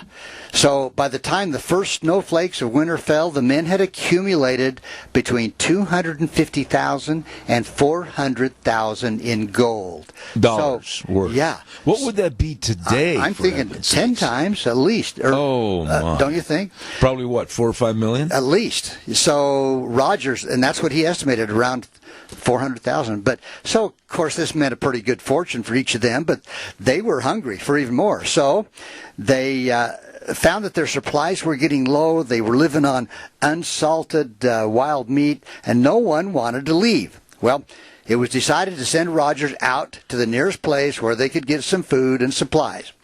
So he took about $500 worth of nuggets. He set forth riding a mule and taking 2 others to pack in the supplies. Well, after about a day's travel, a huge snowstorm blew in out of the Rockies, which it will do. And it was a howling blizzard. It held him up for 6 days. His jerky ran out. And as soon as possible, he started heading out again. And he reached a camp, another camp, and this time another storm came in. Another 2 weeks before he could even move. So he finally made it into town, all right? So now we're about 3 weeks out. And these other guys are still back in that tunnel without, much to eat. So anyway... and then the phone rang. So instead of immediately buying supplies, Roger began drinking and gambling, and pretty soon he was broke. He had to sell 2 of the pack mules because by this time he was generally figured just a camp bum. So he kind of got waylaid a little there, distracted. So when the early days of spring warmed up the land, Roger sobered up enough to realize... Oh, no, wait a minute. He didn't go back at all? No, till spring. Oh. So he realized how bad of a deal this was to, breach the trust of his 5 companions back there. So as soon as he could get together a small amount of grub, he started back, and after 5 days on the trail, Rogers arrived at the mine, which had been dug back into a mountain, and it was referred to as Slate Mountain. And so he made it back there. Yeah, he got back there. He figured out how to get there. Right. But on reaching the creek and riding up to where he and his companions had panned the first gold, he found, to his astonishment, a terrific avalanche of snow and ice had come down the mountainside, brings rocks, trees, ice, snow, and it shears off timber and trees, and it spilled across this stream. Well, the stream backed up and eventually cut through, but the tunnel was covered. The mine shaft. The mine, yeah. So the gulch in which the tunnel had been bored was completely filled, and half the mountain seemed to cover it, and only a kind of a rounded dome remained of the part that he wanted to get to. Well, this great slide had exposed deep beds of this dark slate. Well, he was terrified. He thought, he was filled with remorse. He hurried to the nearest mining camp, and miners are pretty good about helping out. They're kind of a clannish bunch, and when they heard, more than 20 men pooled their resources, and they returned with him to the scene of the avalanche. Yeah, but this could have been 3 months, isn't it? Right, yeah. Holy smokes. Who knows? But, so for nearly a month, these 20 guys, the volunteers to rescue, they cut down shafts where Rogers estimated the camp and the mine tunnel should be. Oh, he didn't know for sure where the shaft was? No, he was kind of guessing, okay? Oh. So after repeated failures, the miners told Rogers, he said, there's no use trying any longer. The deeper the shafts go down, the greater the risk of cave-in, and only 2 men were able to work in them at a time, and if a sudden avalanche came again, they'd be lost too. So they realized there was danger in trying to get down to these miners, and they've got to know they're probably have not survived anyway. 3 months, for heaven's sakes. So anyway, the newspaper, the Denver Republican, in recounting the history of the case in 1892, reported that 5 men, Rogers' companions, had to be left in their what they call rock-bound crypt and rest there today. But anyway, Rogers appears to have been kind of overcome with guilt, and he became kind of a recluse. He didn't want anybody talking to him. He had to feel bad about this. And several times he tried prospecting but failed. His last days were spent drifting from one mining camp to another. In 1881, he got struck down by a fatal illness. He was taken in by a lady by the name of Ossie Jones in Denver. Now, knowing that he was dying, Rogers gave her a small pocket notebook in which was a map to the avalanche-covered mine. Now, wait a minute. How many people knew about this mine? Well, by now, there was a lot of people. I was going to say the miners that helped and everything? Right. Okay. So it was well known. But he had this map in this notebook. So just what she did with the book has been kind of dispute all these years. But anyway, the next man who became interested in Slate Mountain's gold tunnel was a guy by the name of Arthur H. Fulford, and he owned a ranch and had a stage station. Okay, so for 2 or 3 years, he was also a town marshal. So now, like I say, we started in, 1859. Now it's 1886. Okay, so one summer day in 1886, 2 men arrived by stagecoach. They made a deal with Fulford to rent riding stock. They took off, packing supplies up into this area. Several days later, they returned, got on the stagecoach, and left. Didn't tell anybody anything. The next year, the same 2 men came back, 1887. They did the same thing. They rented horses and mules. They left, headed into that same area, came back, got on the stage, left. And finally, the 3rd time, they did the same thing. This time, they never came back. So, did they get some gold? We don't know. So now we're in 1891. So this Fulford guy... 1891. Yeah, so... Okay, we started in 1849. 1849. Okay. So anyway, 1891, Fulford met a prospector at a place called Red Cliff who said that he had a map and explicit directions to a lost avalanche-covered mine of fabulous value. He declared he owned the notebook given by Ossie Jones, who was the one that took care of the dying Buck Rogers. Yes. Yeah. So it had come into his possession in 1887, according to his story, and he searched diligently and eventually located the right mountain. And into the bare rock of the avalanche slide, he put down the shaft directly into the old tunnel made by Rogers' men. So Buck Rogers was pretty much spot on. Yeah. So in it, he found rusted iron tools, several skeletons. Oh, my. And in the tunnel, he came onto a pile of gold nuggets. Oh. The gold dust was in these deerskin bags. This prospector worked his way down through a space that was really small. He had to crawl, just big enough for a man. Could you do that? Oh, boy. I'm claustrophobic. I couldn't do it. I don't think I could. Nope. There'd be a big hole in the mountain. Yeah, but because it was so small, he couldn't bring much out. So he needed help to widen up this tunnel. So when the old prospector showed Fulford these nuggets, he agreed to help him, and they secured 2 other men to go with him. And then came a little bit of a delay. Okay, the old prospector had plenty of gold that he'd brought out with him the first time, and he kept exchanging that at the saloons for money, and no hurry at all to leave. And time after time, he kept putting off Fulford. He said for a few days, he's got money. He not in a big hurry. Well, one night, as a bystander in a saloon fight, the old man was shot and killed. Now, this is the guy that was the miner. He's the one that found the shaft. Oh, we got trouble. He got the shaft. He's dead. Okay. He's dead. All right. So Fulford, the same guy, he was a marshal. He went to the shack where the prospector had lived, and he found the notebook. Okay, he's got the... I'm getting tired. Okay, so Fulford now has the book. Okay. So the matter was discussed with the mine operator, and they agreed to finance the attempt to find the tunnel in Slate Mountain. Okay. Now, so outfitting in September, Fulford went up Brush Creek without waiting for the others to join him, and it was later believed that he found the tunnel, which by then was termed Rogers' Lost Mine. Okay. Another prospecting party reported having visited Fulford in a gulch off the creek. He showed them a sack of gold nuggets, estimated to weigh about 30 pounds. Now that's not real smart. 30 pounds of gold. That's a lot of And he's gold. by himself. Okay, so here we go again. Oh, boy. Terrific snowstorms, a blizzard came down. Fulford's body was found frozen solid in a snowbank on a slope on the mountain. And so now he's dead. Now, among his effects were more than 30 pounds of this gold. So his wife... he had on him at the time. Yeah, when he froze to death.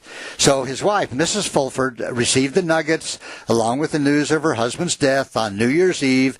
And friends of the deceased actually went up to try to find his body, and they couldn't find his body.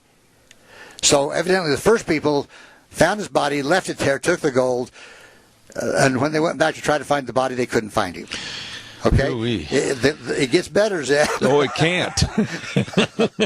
Here we go. Okay, 1890, an Irish prospector had reached Denver with a lot of coarse gold. The gold came from Slate Mountain. The unnamed Irishman had gone there with a partner looking for the tunnel. So, not only did they find it, but they dug down to the gold. The Irishman said he brought out a mere small amount compared to the pile they found deep under the slide that still held the skeletons of the Rogers' 5 buddies. But after taking out what they did, the 2 men got into an argument as to how to share their find. I get a feeling this is not going to bode well for somebody. The argument ended in the Irishman shooting and killing his partner. Oh, boy. Okay, so now enter a bartender. Oh, now we're going to go get Sam the bartender. Bartender agreed for a small percentage to help the Irishman. Okay, now, can I stop you for a minute? Okay. My head's spinning. Okay. We've gone from the original Buck Rogers all the way up now to Sam the bartender. And the Irishman. Yes. So, over drinks, the Irishman gave a complete description of how to reach the Slate Mountain Tunnel. Okay. There was, he swore, as his drinking got a little more enthusiastic, at least $1 million in gold piled in the tunnel. So near dawn, the Irishman walked out of the saloon and dropped dead. I knew it. It was too good to last. Too much alcohol. Yeah, too much. Okay, he's dead. Okay, now we still got the bartender. All Oh, right. yeah, Sam. Okay, so abandoning his job, the bartender outfitted, set forth to recover the treasure, but luck was not with him either. Oh, my goodness. He got as far as a place called Eagle when he suddenly got too sick to keep going. The attending doctor, enter another guy, James Hermans, gave the guy the bad news. The doctor cared for him for a month before the bartender cashed in his chips. Now we have Dr. Hermans was given the paper on which the Slate Mountain was mapped and directions written for reaching the Okay, shaft. so now the doctor has the map. Right. Okay. Now we're down to what about the What sixth about guy? the gold? Was that all taken care of? Or Don't know what happened to that. He probably spent it all. So, Okay. Now, losing little time outfitting, this Dr. Hermans took a packer and proceeded up this brush creek. He found everything mentioned in the description except the shaft penetrating the avalanche slide. Mm-hmm. So obviously he was disappointed, but he was convinced of the existence of the Rogers Tunnel. And Hermans told the people to a bunch of people. He showed the map and the written directions, and a lot of prospectors entered that region looking for the tunnel, and they found other gold, but they never found this one. Okay, here we go. Another guy. We're getting to, I think this is the last one. You've wiped out the whole city already. Okay. One of the prospectors who staked claims in the region was a guy named Alfred Ellington. Remember that. Alfred Ellington. Right. Okay, here we are. Summer of 1902. Ellington was wandering through the mountains. He almost stepped into a 10-foot hole. It was barely large enough for a man to work his body downward. So he started going down into this hole. He started going down into a hole? This hole. All by himself? Yeah. Now, keep in mind, there's rocks, sharp rocks, stuff. So he starts down where straight down. He's thinking, okay, I could slip and die, and he did. Snake. He didn't die. Slipped. No, he didn't die. He didn't die. But he did slip. Why not? Everybody else has. He fell 30 feet. He was shaken up, kind of bloodied up, a little bruised. But he discovered he had fallen into a tunnel. The tunnel was about 4 feet wide, and feeling along one wall, he started moving deeper. Almost immediately, his legs encountered an obstruction. He struck a match and easily recognized this pile of gold, a huge fortune. He dug out, had been dug out by these dead men and piled there. Lay right there at his feet. So the story of the Rogers Party find was true. This was not just a hoax. Okay, so he filled his pockets and canvas pack sack with nuggets. The pack held 20 pounds, so now he's got 20 pounds of gold, which that's got to be a lot of money. Now the problem was how he's going to get out. That was my first thought. That is the next question. How he went into a dark hole not knowing how to get out of there? Yeah, and fell. This guy wasn't the brightest bulb in the fixture. Now, so picture this. He's bloodied up, he's bruised, he's dripping blood off his head. But he used the power of his arms. He finally worked his way up and out of that 30-foot hole. Bruised and shaken, Ellington hobbled his way from the mountainside to camp. Some of the gold had been lost, but he still had 25 pounds of gold. Holy smokes. Okay. The following day, he went back to the mountain over the route he used before. He could not estimate with any degree of accuracy just where he had found it. And for that matter, he had no intention of again risking his life in the shaft, even if he could be found. He felt certain anyway that it had been completely filled by this time. So he thought maybe it just... It's about time for him to die too, isn't it? No, this ends good. He had had enough of prospecting. He went on into the San Juan River Valley and bought a farm, and his days in the high mountains came to an end, lived out his life. Well, 25 pounds of gold, you can buy a pretty good ranch, cows. So it's still there, Zeb. So it's still there. It's still there. It's still there. In Colorado, somewhere. Some old cow is grazing those hills, and she's going to fall into a hole. That's right. You know how many people croaked from the time we started in 1849? I should have kept track. I think we were up to about 6 or 7. Holy moly. So in other words, that gold mine was jinxed. And it's still there. It's still there. Somebody will... Someday. If they get another avalanche or snow or who knows. So I think somebody will find it someday. I've got Friday off this week. You want to take off and go over and see if we can find it? I think it's going to take more than a Friday. That was really an intriguing story, but it was kind of littered with all the bodies. Yeah, I don't think we're both alive and well here in Idaho. Let's just stay here. I'm tired from trying to follow this. I know. You ever have those stories like this one where you got to keep really alert as to who's done what? Yes, and some of our listeners might have to listen to this 2 or 3 times to follow. Yeah. So, anyway. Oh my goodness, you did it again, ladies and gentlemen. The great one, Dr. History. That was a good story this morning. Thanks, Zeb. I enjoyed Can we have an easier one next week? Less intense? Yes. While I have just a moment before I send this back over across the river and through the woods, I want to remind everybody about Matt and Kelly Wiggins with Greystone Crossing Independent Senior Living on Alfresco Road, just 1 mile east of Walmart. What a wonderful place. What a wonderful place for seniors. I urge you to call the number at 650-4979 and find out, have an appointment, see the surroundings, see the rooms, see everything. It's a fantastic place for seniors to live with other seniors. A great, big, friendly atmosphere. I urge you to call 650-4979, Greystone Crossing, Independent Senior Living. Please contact that number today, 650-4979. Right now, we're going to send it back over to our main studios. We'll be back in about 3 minutes. And now, back to Zeb at the Ranch on AM 1230 KBAR. To reach Zeb, call 436-2244 or toll free 1-866-927-4587. And now, here is Zeb. Oh, thank you. I am very partial to the guests that I have on this program, and this man is going to always be invited back because he really is sharp on what's going on in the world, what's going on in politics, and what's going on with race relations in this country. Yes. I was just going to let you know I've not been able to get a hold of Mr. Jackson yet. Would you keep trying, please? Deanne will try on this side also. Okay? Thank you. All right, buddy. Thank you.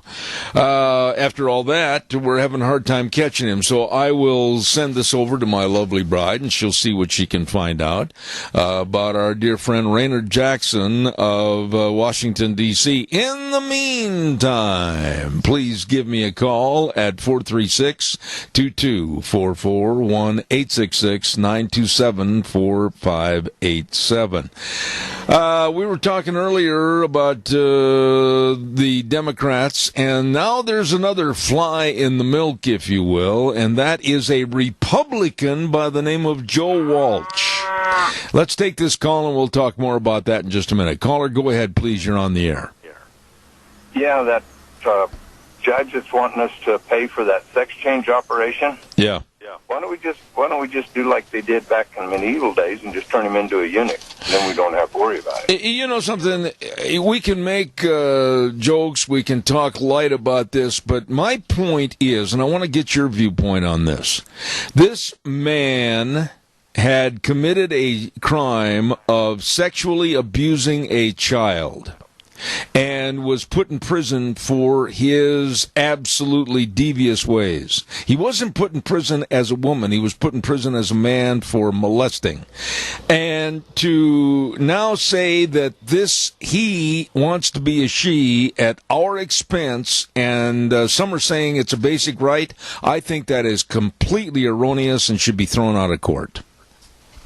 I do too. What about those people that abuse fast food that are obese? Would we have to pay for their liposuction and all their surgeries for them to be skinny again? Well, the newspaper story the other day that I clipped out said federal courts for decades have ruled that society is obligated to provide medical care for those it incarcerates.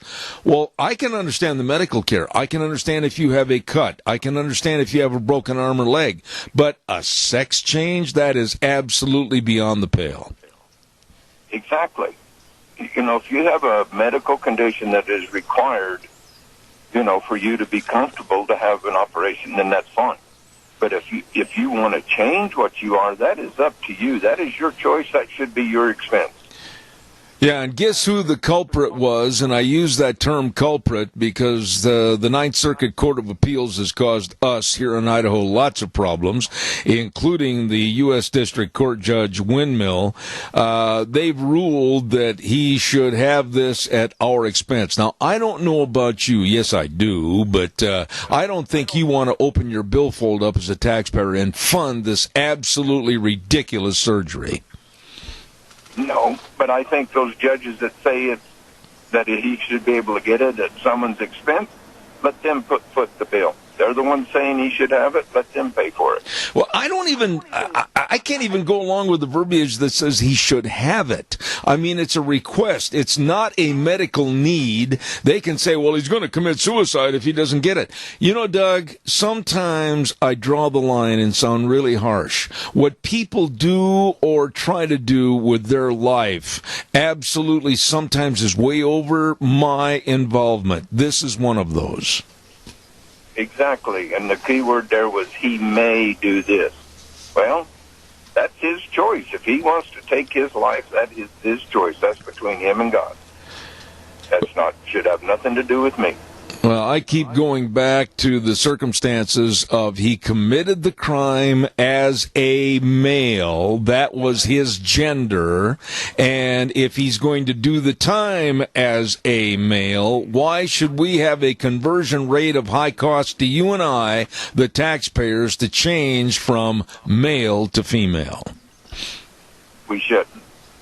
Bottom line is that should not fall upon the taxpayer. Absolutely not. Or, for that matter, anybody. Anybody.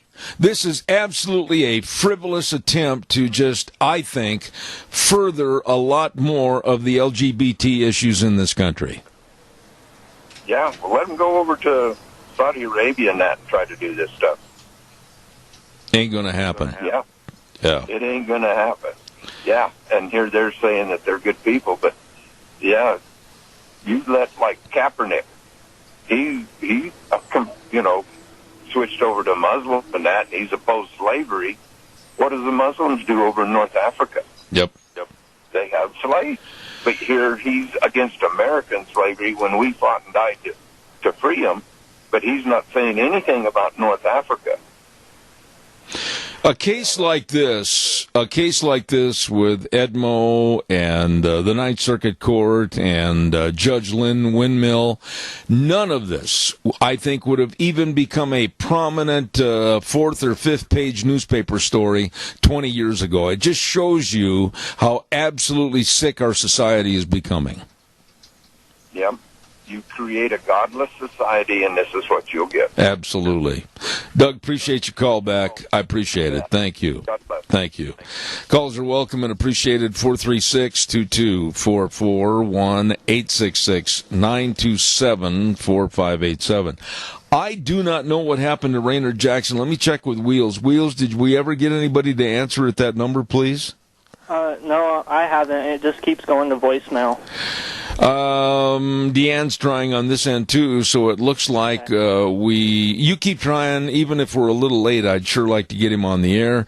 But in the interim, for those of you out in the audience, give us a call. Please let us know your thoughts. 436-2244, 1-866-927-4587. Give us a call, please. Yes, dear, what can I do for you? That's all the information I have, with the exception of that sheet. There you go. Once again, give us a call, 436-2244, 1-866-927-4587.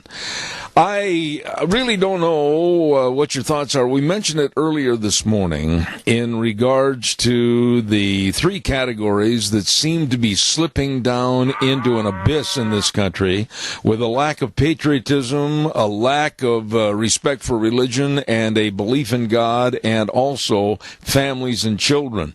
And we'll talk more about that in just a second. Caller, good morning. You're on the air. Thank you for your call. Good morning. Yes, sir. Good morning, Zeb. My phone's acting up here a little bit. I'll just say it and get it over with. They find loopholes for everything in the world, and you would think that they'd be able to find a loophole in this law where we have to perform these operations. Why don't these lawyers find a loophole where they go ahead and do that, but don't use anesthetic? I don't mean to chuckle over the severity of what we're talking about, but I have my own thoughts on this. If you want to call me after the program, we can talk about it in cowboy vernacular, but I absolutely think it's appalling that the general public of the state of Idaho, it's made the national news, and I think we've been turned into a laughingstock that this is happening and that you and I and the taxpayers are going to fit the bill for this frivolous stupidity. We've come a long way, haven't we, since we were kids? You know, it just seems like we wake up in the morning and there's always a surprise waiting for us that 20, 30, 40 years ago, you'd think it was just totally a joke or just totally out of this world ridiculous. Absolutely. You know, it's kind of like a box of Cracker Jacks when we were kids. You didn't know what kind of a prize was going to be in the bottom of the box with the rest of the peanuts, but now we're seeing full time. Right, right. I appreciate your call, my dear friend. God bless you. Thank you very, very much. Appreciate it. A good guy right there, and I don't know why we're having some sound problems this morning, but hopefully it'll be rectified later on today. Calls are welcome, 436-2244, 1-866-927-4587. When Senator Kelly Anthon was on the phone with me, and I welcome calls right now. Please give me a jingle. We were talking about vaccinations, and he's right. I am very adamant that I believe that vaccines and vaccinations should be dominant and should be almost 100%. I read an article that was in our paper, what was it, a couple of days ago. I think it was in Sunday's edition. And it was by a woman by the name of Karen Sharpnick, and she's the executive director of the Idaho Immunization Coalition. And I give her credit for some outstanding viewpoints, and she had when people choose not to get vaccinated, they're putting babies and vulnerable groups at risk. And she goes on to say in another paragraph, vaccines don't just save lives, they save communities. And it was a very, very well done article, and I'm going to try to get Sharon on our program. And she mentioned that there's going to be a hearing about vaccinations and vaccines, and it's going to be tomorrow, I believe, from 1 to 4 p.m. at Region 5 Health and Welfare Office on the Medicaid Central Office, 601 Pole Line in Twin Falls. So more on immunizations at that meeting tomorrow, Wednesday, in Twin. Calls welcome, 436-2244, 1-866-927-4587. Did you know that we import, I did not know these figures, just to show you how out of whack and out of balance our trade is with other countries, especially and exclusively, I'll talk about China right now.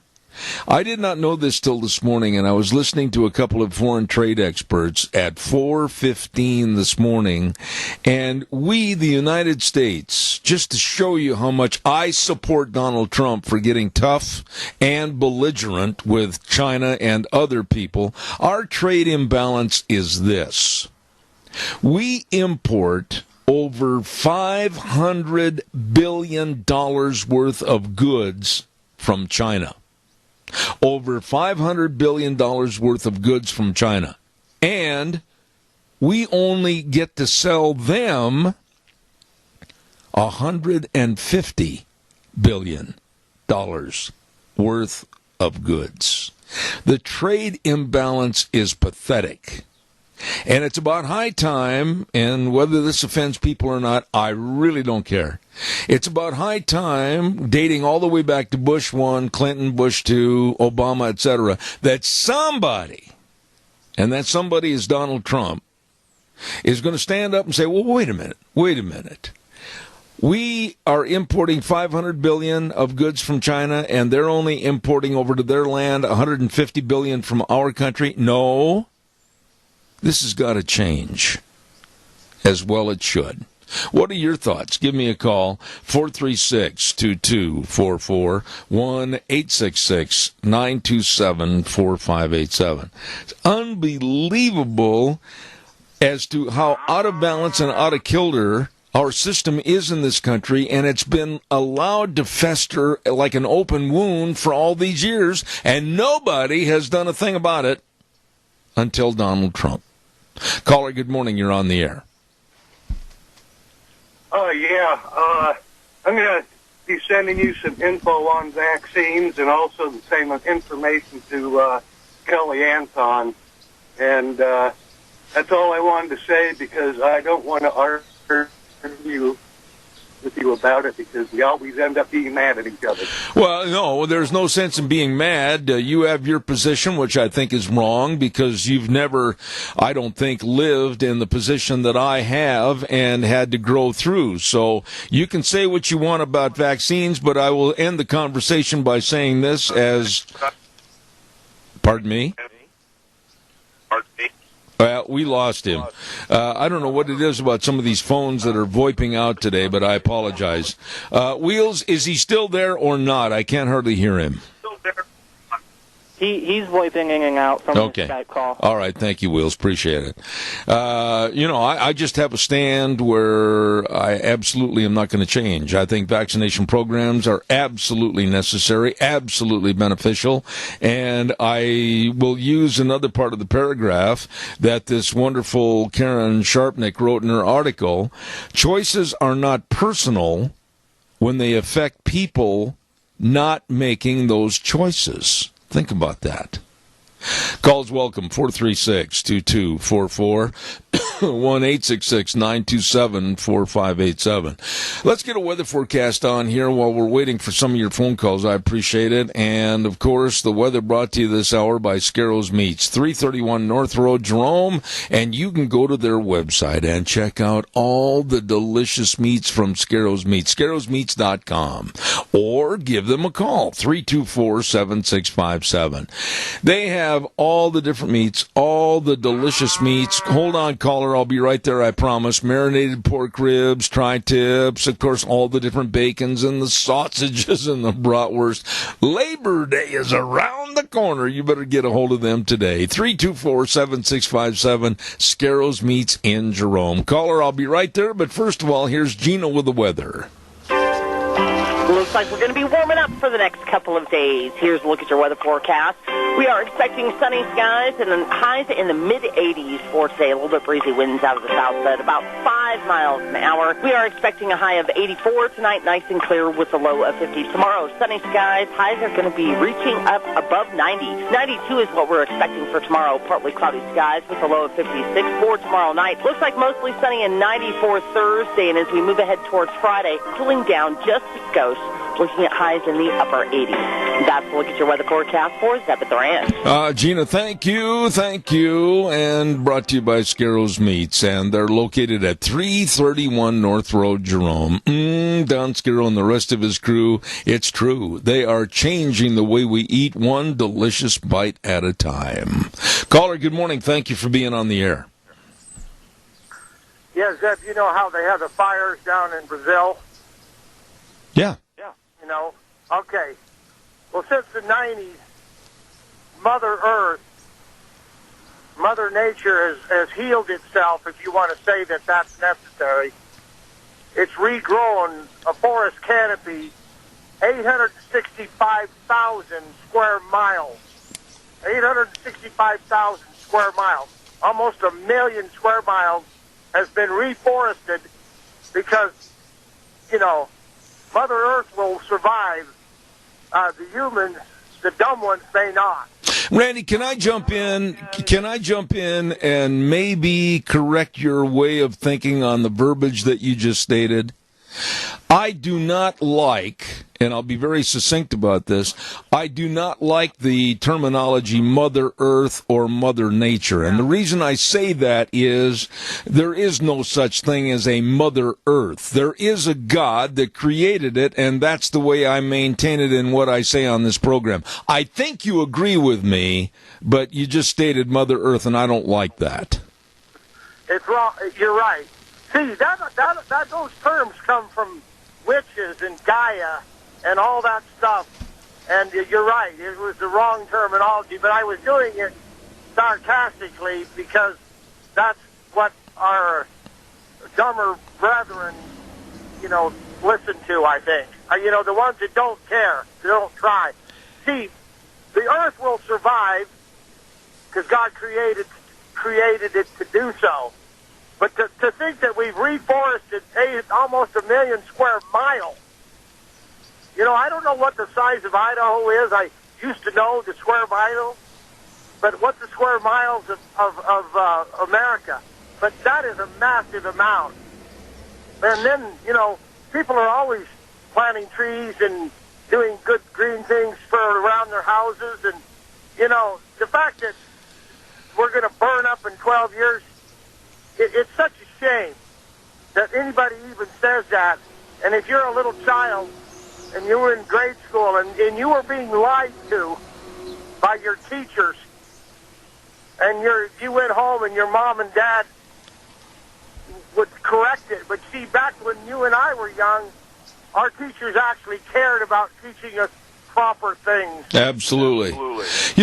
And the one thing about it is this deal in the Amazon with the rainforest and everything else. I was listening to national meteorologist, a man that's very, very respected, Joe Bastardi, and he was on television again this morning saying, you know what? Listen, all you naysayers. Listen to all you people that say the sky is falling with climate change. The earth right now is greener and healthier than it has ever been with the reforestation on its own and the growth of all the plant life and everything. And then these idiots on the left want to take the thermometer or the thermostat and cool it down and kill everything. It doesn't make any sense.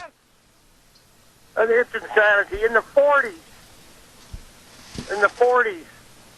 just before or during World War II, it was warmer then than it is now. And that's not that long ago. And there is proof that it was. But you see, these things are just ignored. Again, truth is not, out there. It's just like this morning a lady was talking about how our children are being indoctrinated right out of the gate, whether or not it's environmentalism or sexual liquidity. You're liquid. You can be a boy or a girl, and my granddaughters go to school here in Burley, and they come home and tell me stories about the poor lost children that are there. And you say, does mom and dad love them? Does mom and dad give them guidance? They are just desperate for attention. Yeah. We're living in a time right now where we've got to get back to some basics, and the basics include family and religion and patriotism.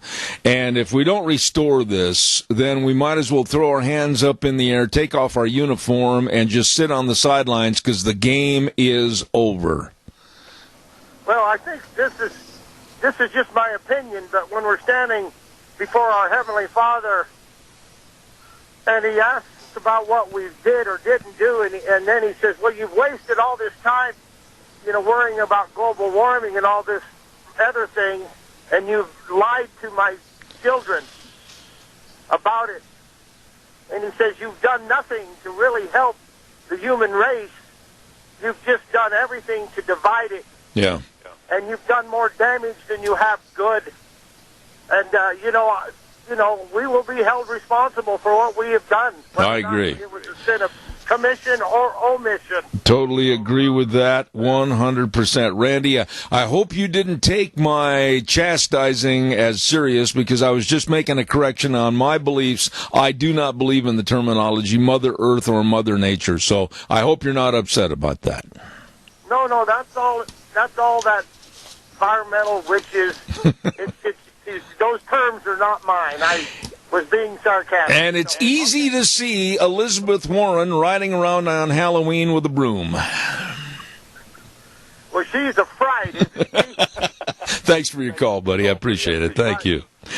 I want to remind you about our major sponsor, and that's, of course, your Magic Valley. Les Schwab Tire Centers, all 7 locations serving you. You know what? I'll bet you that if you drove into any one of the 7 locations today, all you're going to hear is this. Zzz, zzz. They're changing tires so doggone fast right now. Zzz, zzz. It's going all over the place at all the locations. Why? Because people are leaving for Labor Day weekend. Why? Because people want to drive safely. They want the best of tires. Zzz, zzz. They're changing all the tires, and they're checking the brakes and the front end alignments and the shocks and the struts and the batteries. There's another tire being changed. All of this at all 7 locations of your Magic Valley Les Schwab Tire Centers. I urge you to stop in and see Lane and Rupert, Dave on Blue Lakes and Twin, Mike and Buell, Mike and Jerome, the Twist family in Paul, Daniel on Poline in Twin Falls, and Trent on Overland in Burley. They work hard every single day, not only providing you the best in tires, but also safe driving and the best of service. Stop in and see them today. Your Magic Valley Les Schwab Tire Centers. The best. Tomorrow on the program, we're going to be saying goodbye to Wheels tomorrow. He's going to be leaving on vacation. Wheels, I certainly hope you have a good couple of days off with your family, and we'll look forward to your return next week.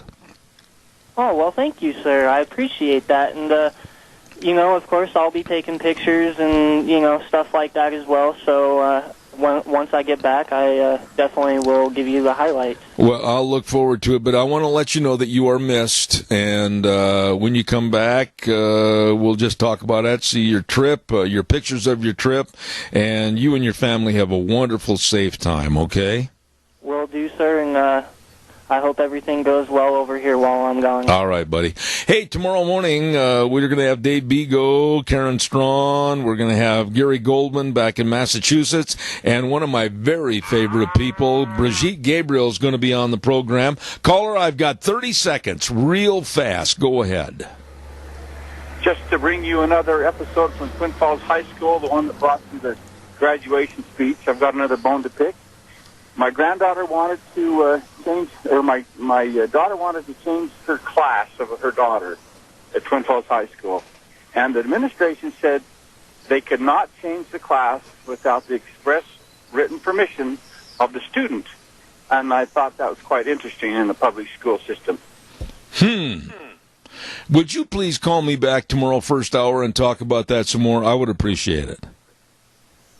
All right, thank you. All right, buddy. I'm out of time. Thank you very much. I've got to run, which is not really what I do, but the way things were are the way things ought to be, and we always say the world needs more cowboys. Don't forget, we end the program every day by saying, in God we trust, and we do.